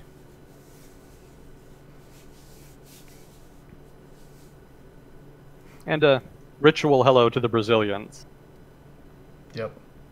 If you're Brazilian, I should just have questions for people. Yeah. This could be the end of every session. I just ask questions to people from different countries so that they can answer them for me. Well, actually, if you opened with that, then they would have more time to answer it over the course of the session, and then Fuzzycord or Strophium or whoever could put it into the Discord for you, and it's an exchange throughout it. Because I feel like if we do it right at the end, then we turn off the broadcast and they can't really say anything. It's just like, oh, we were noticed, hooray. Mm. Yeah, that's a good idea. We might try that. It could be that we could get some interesting conversations going with that.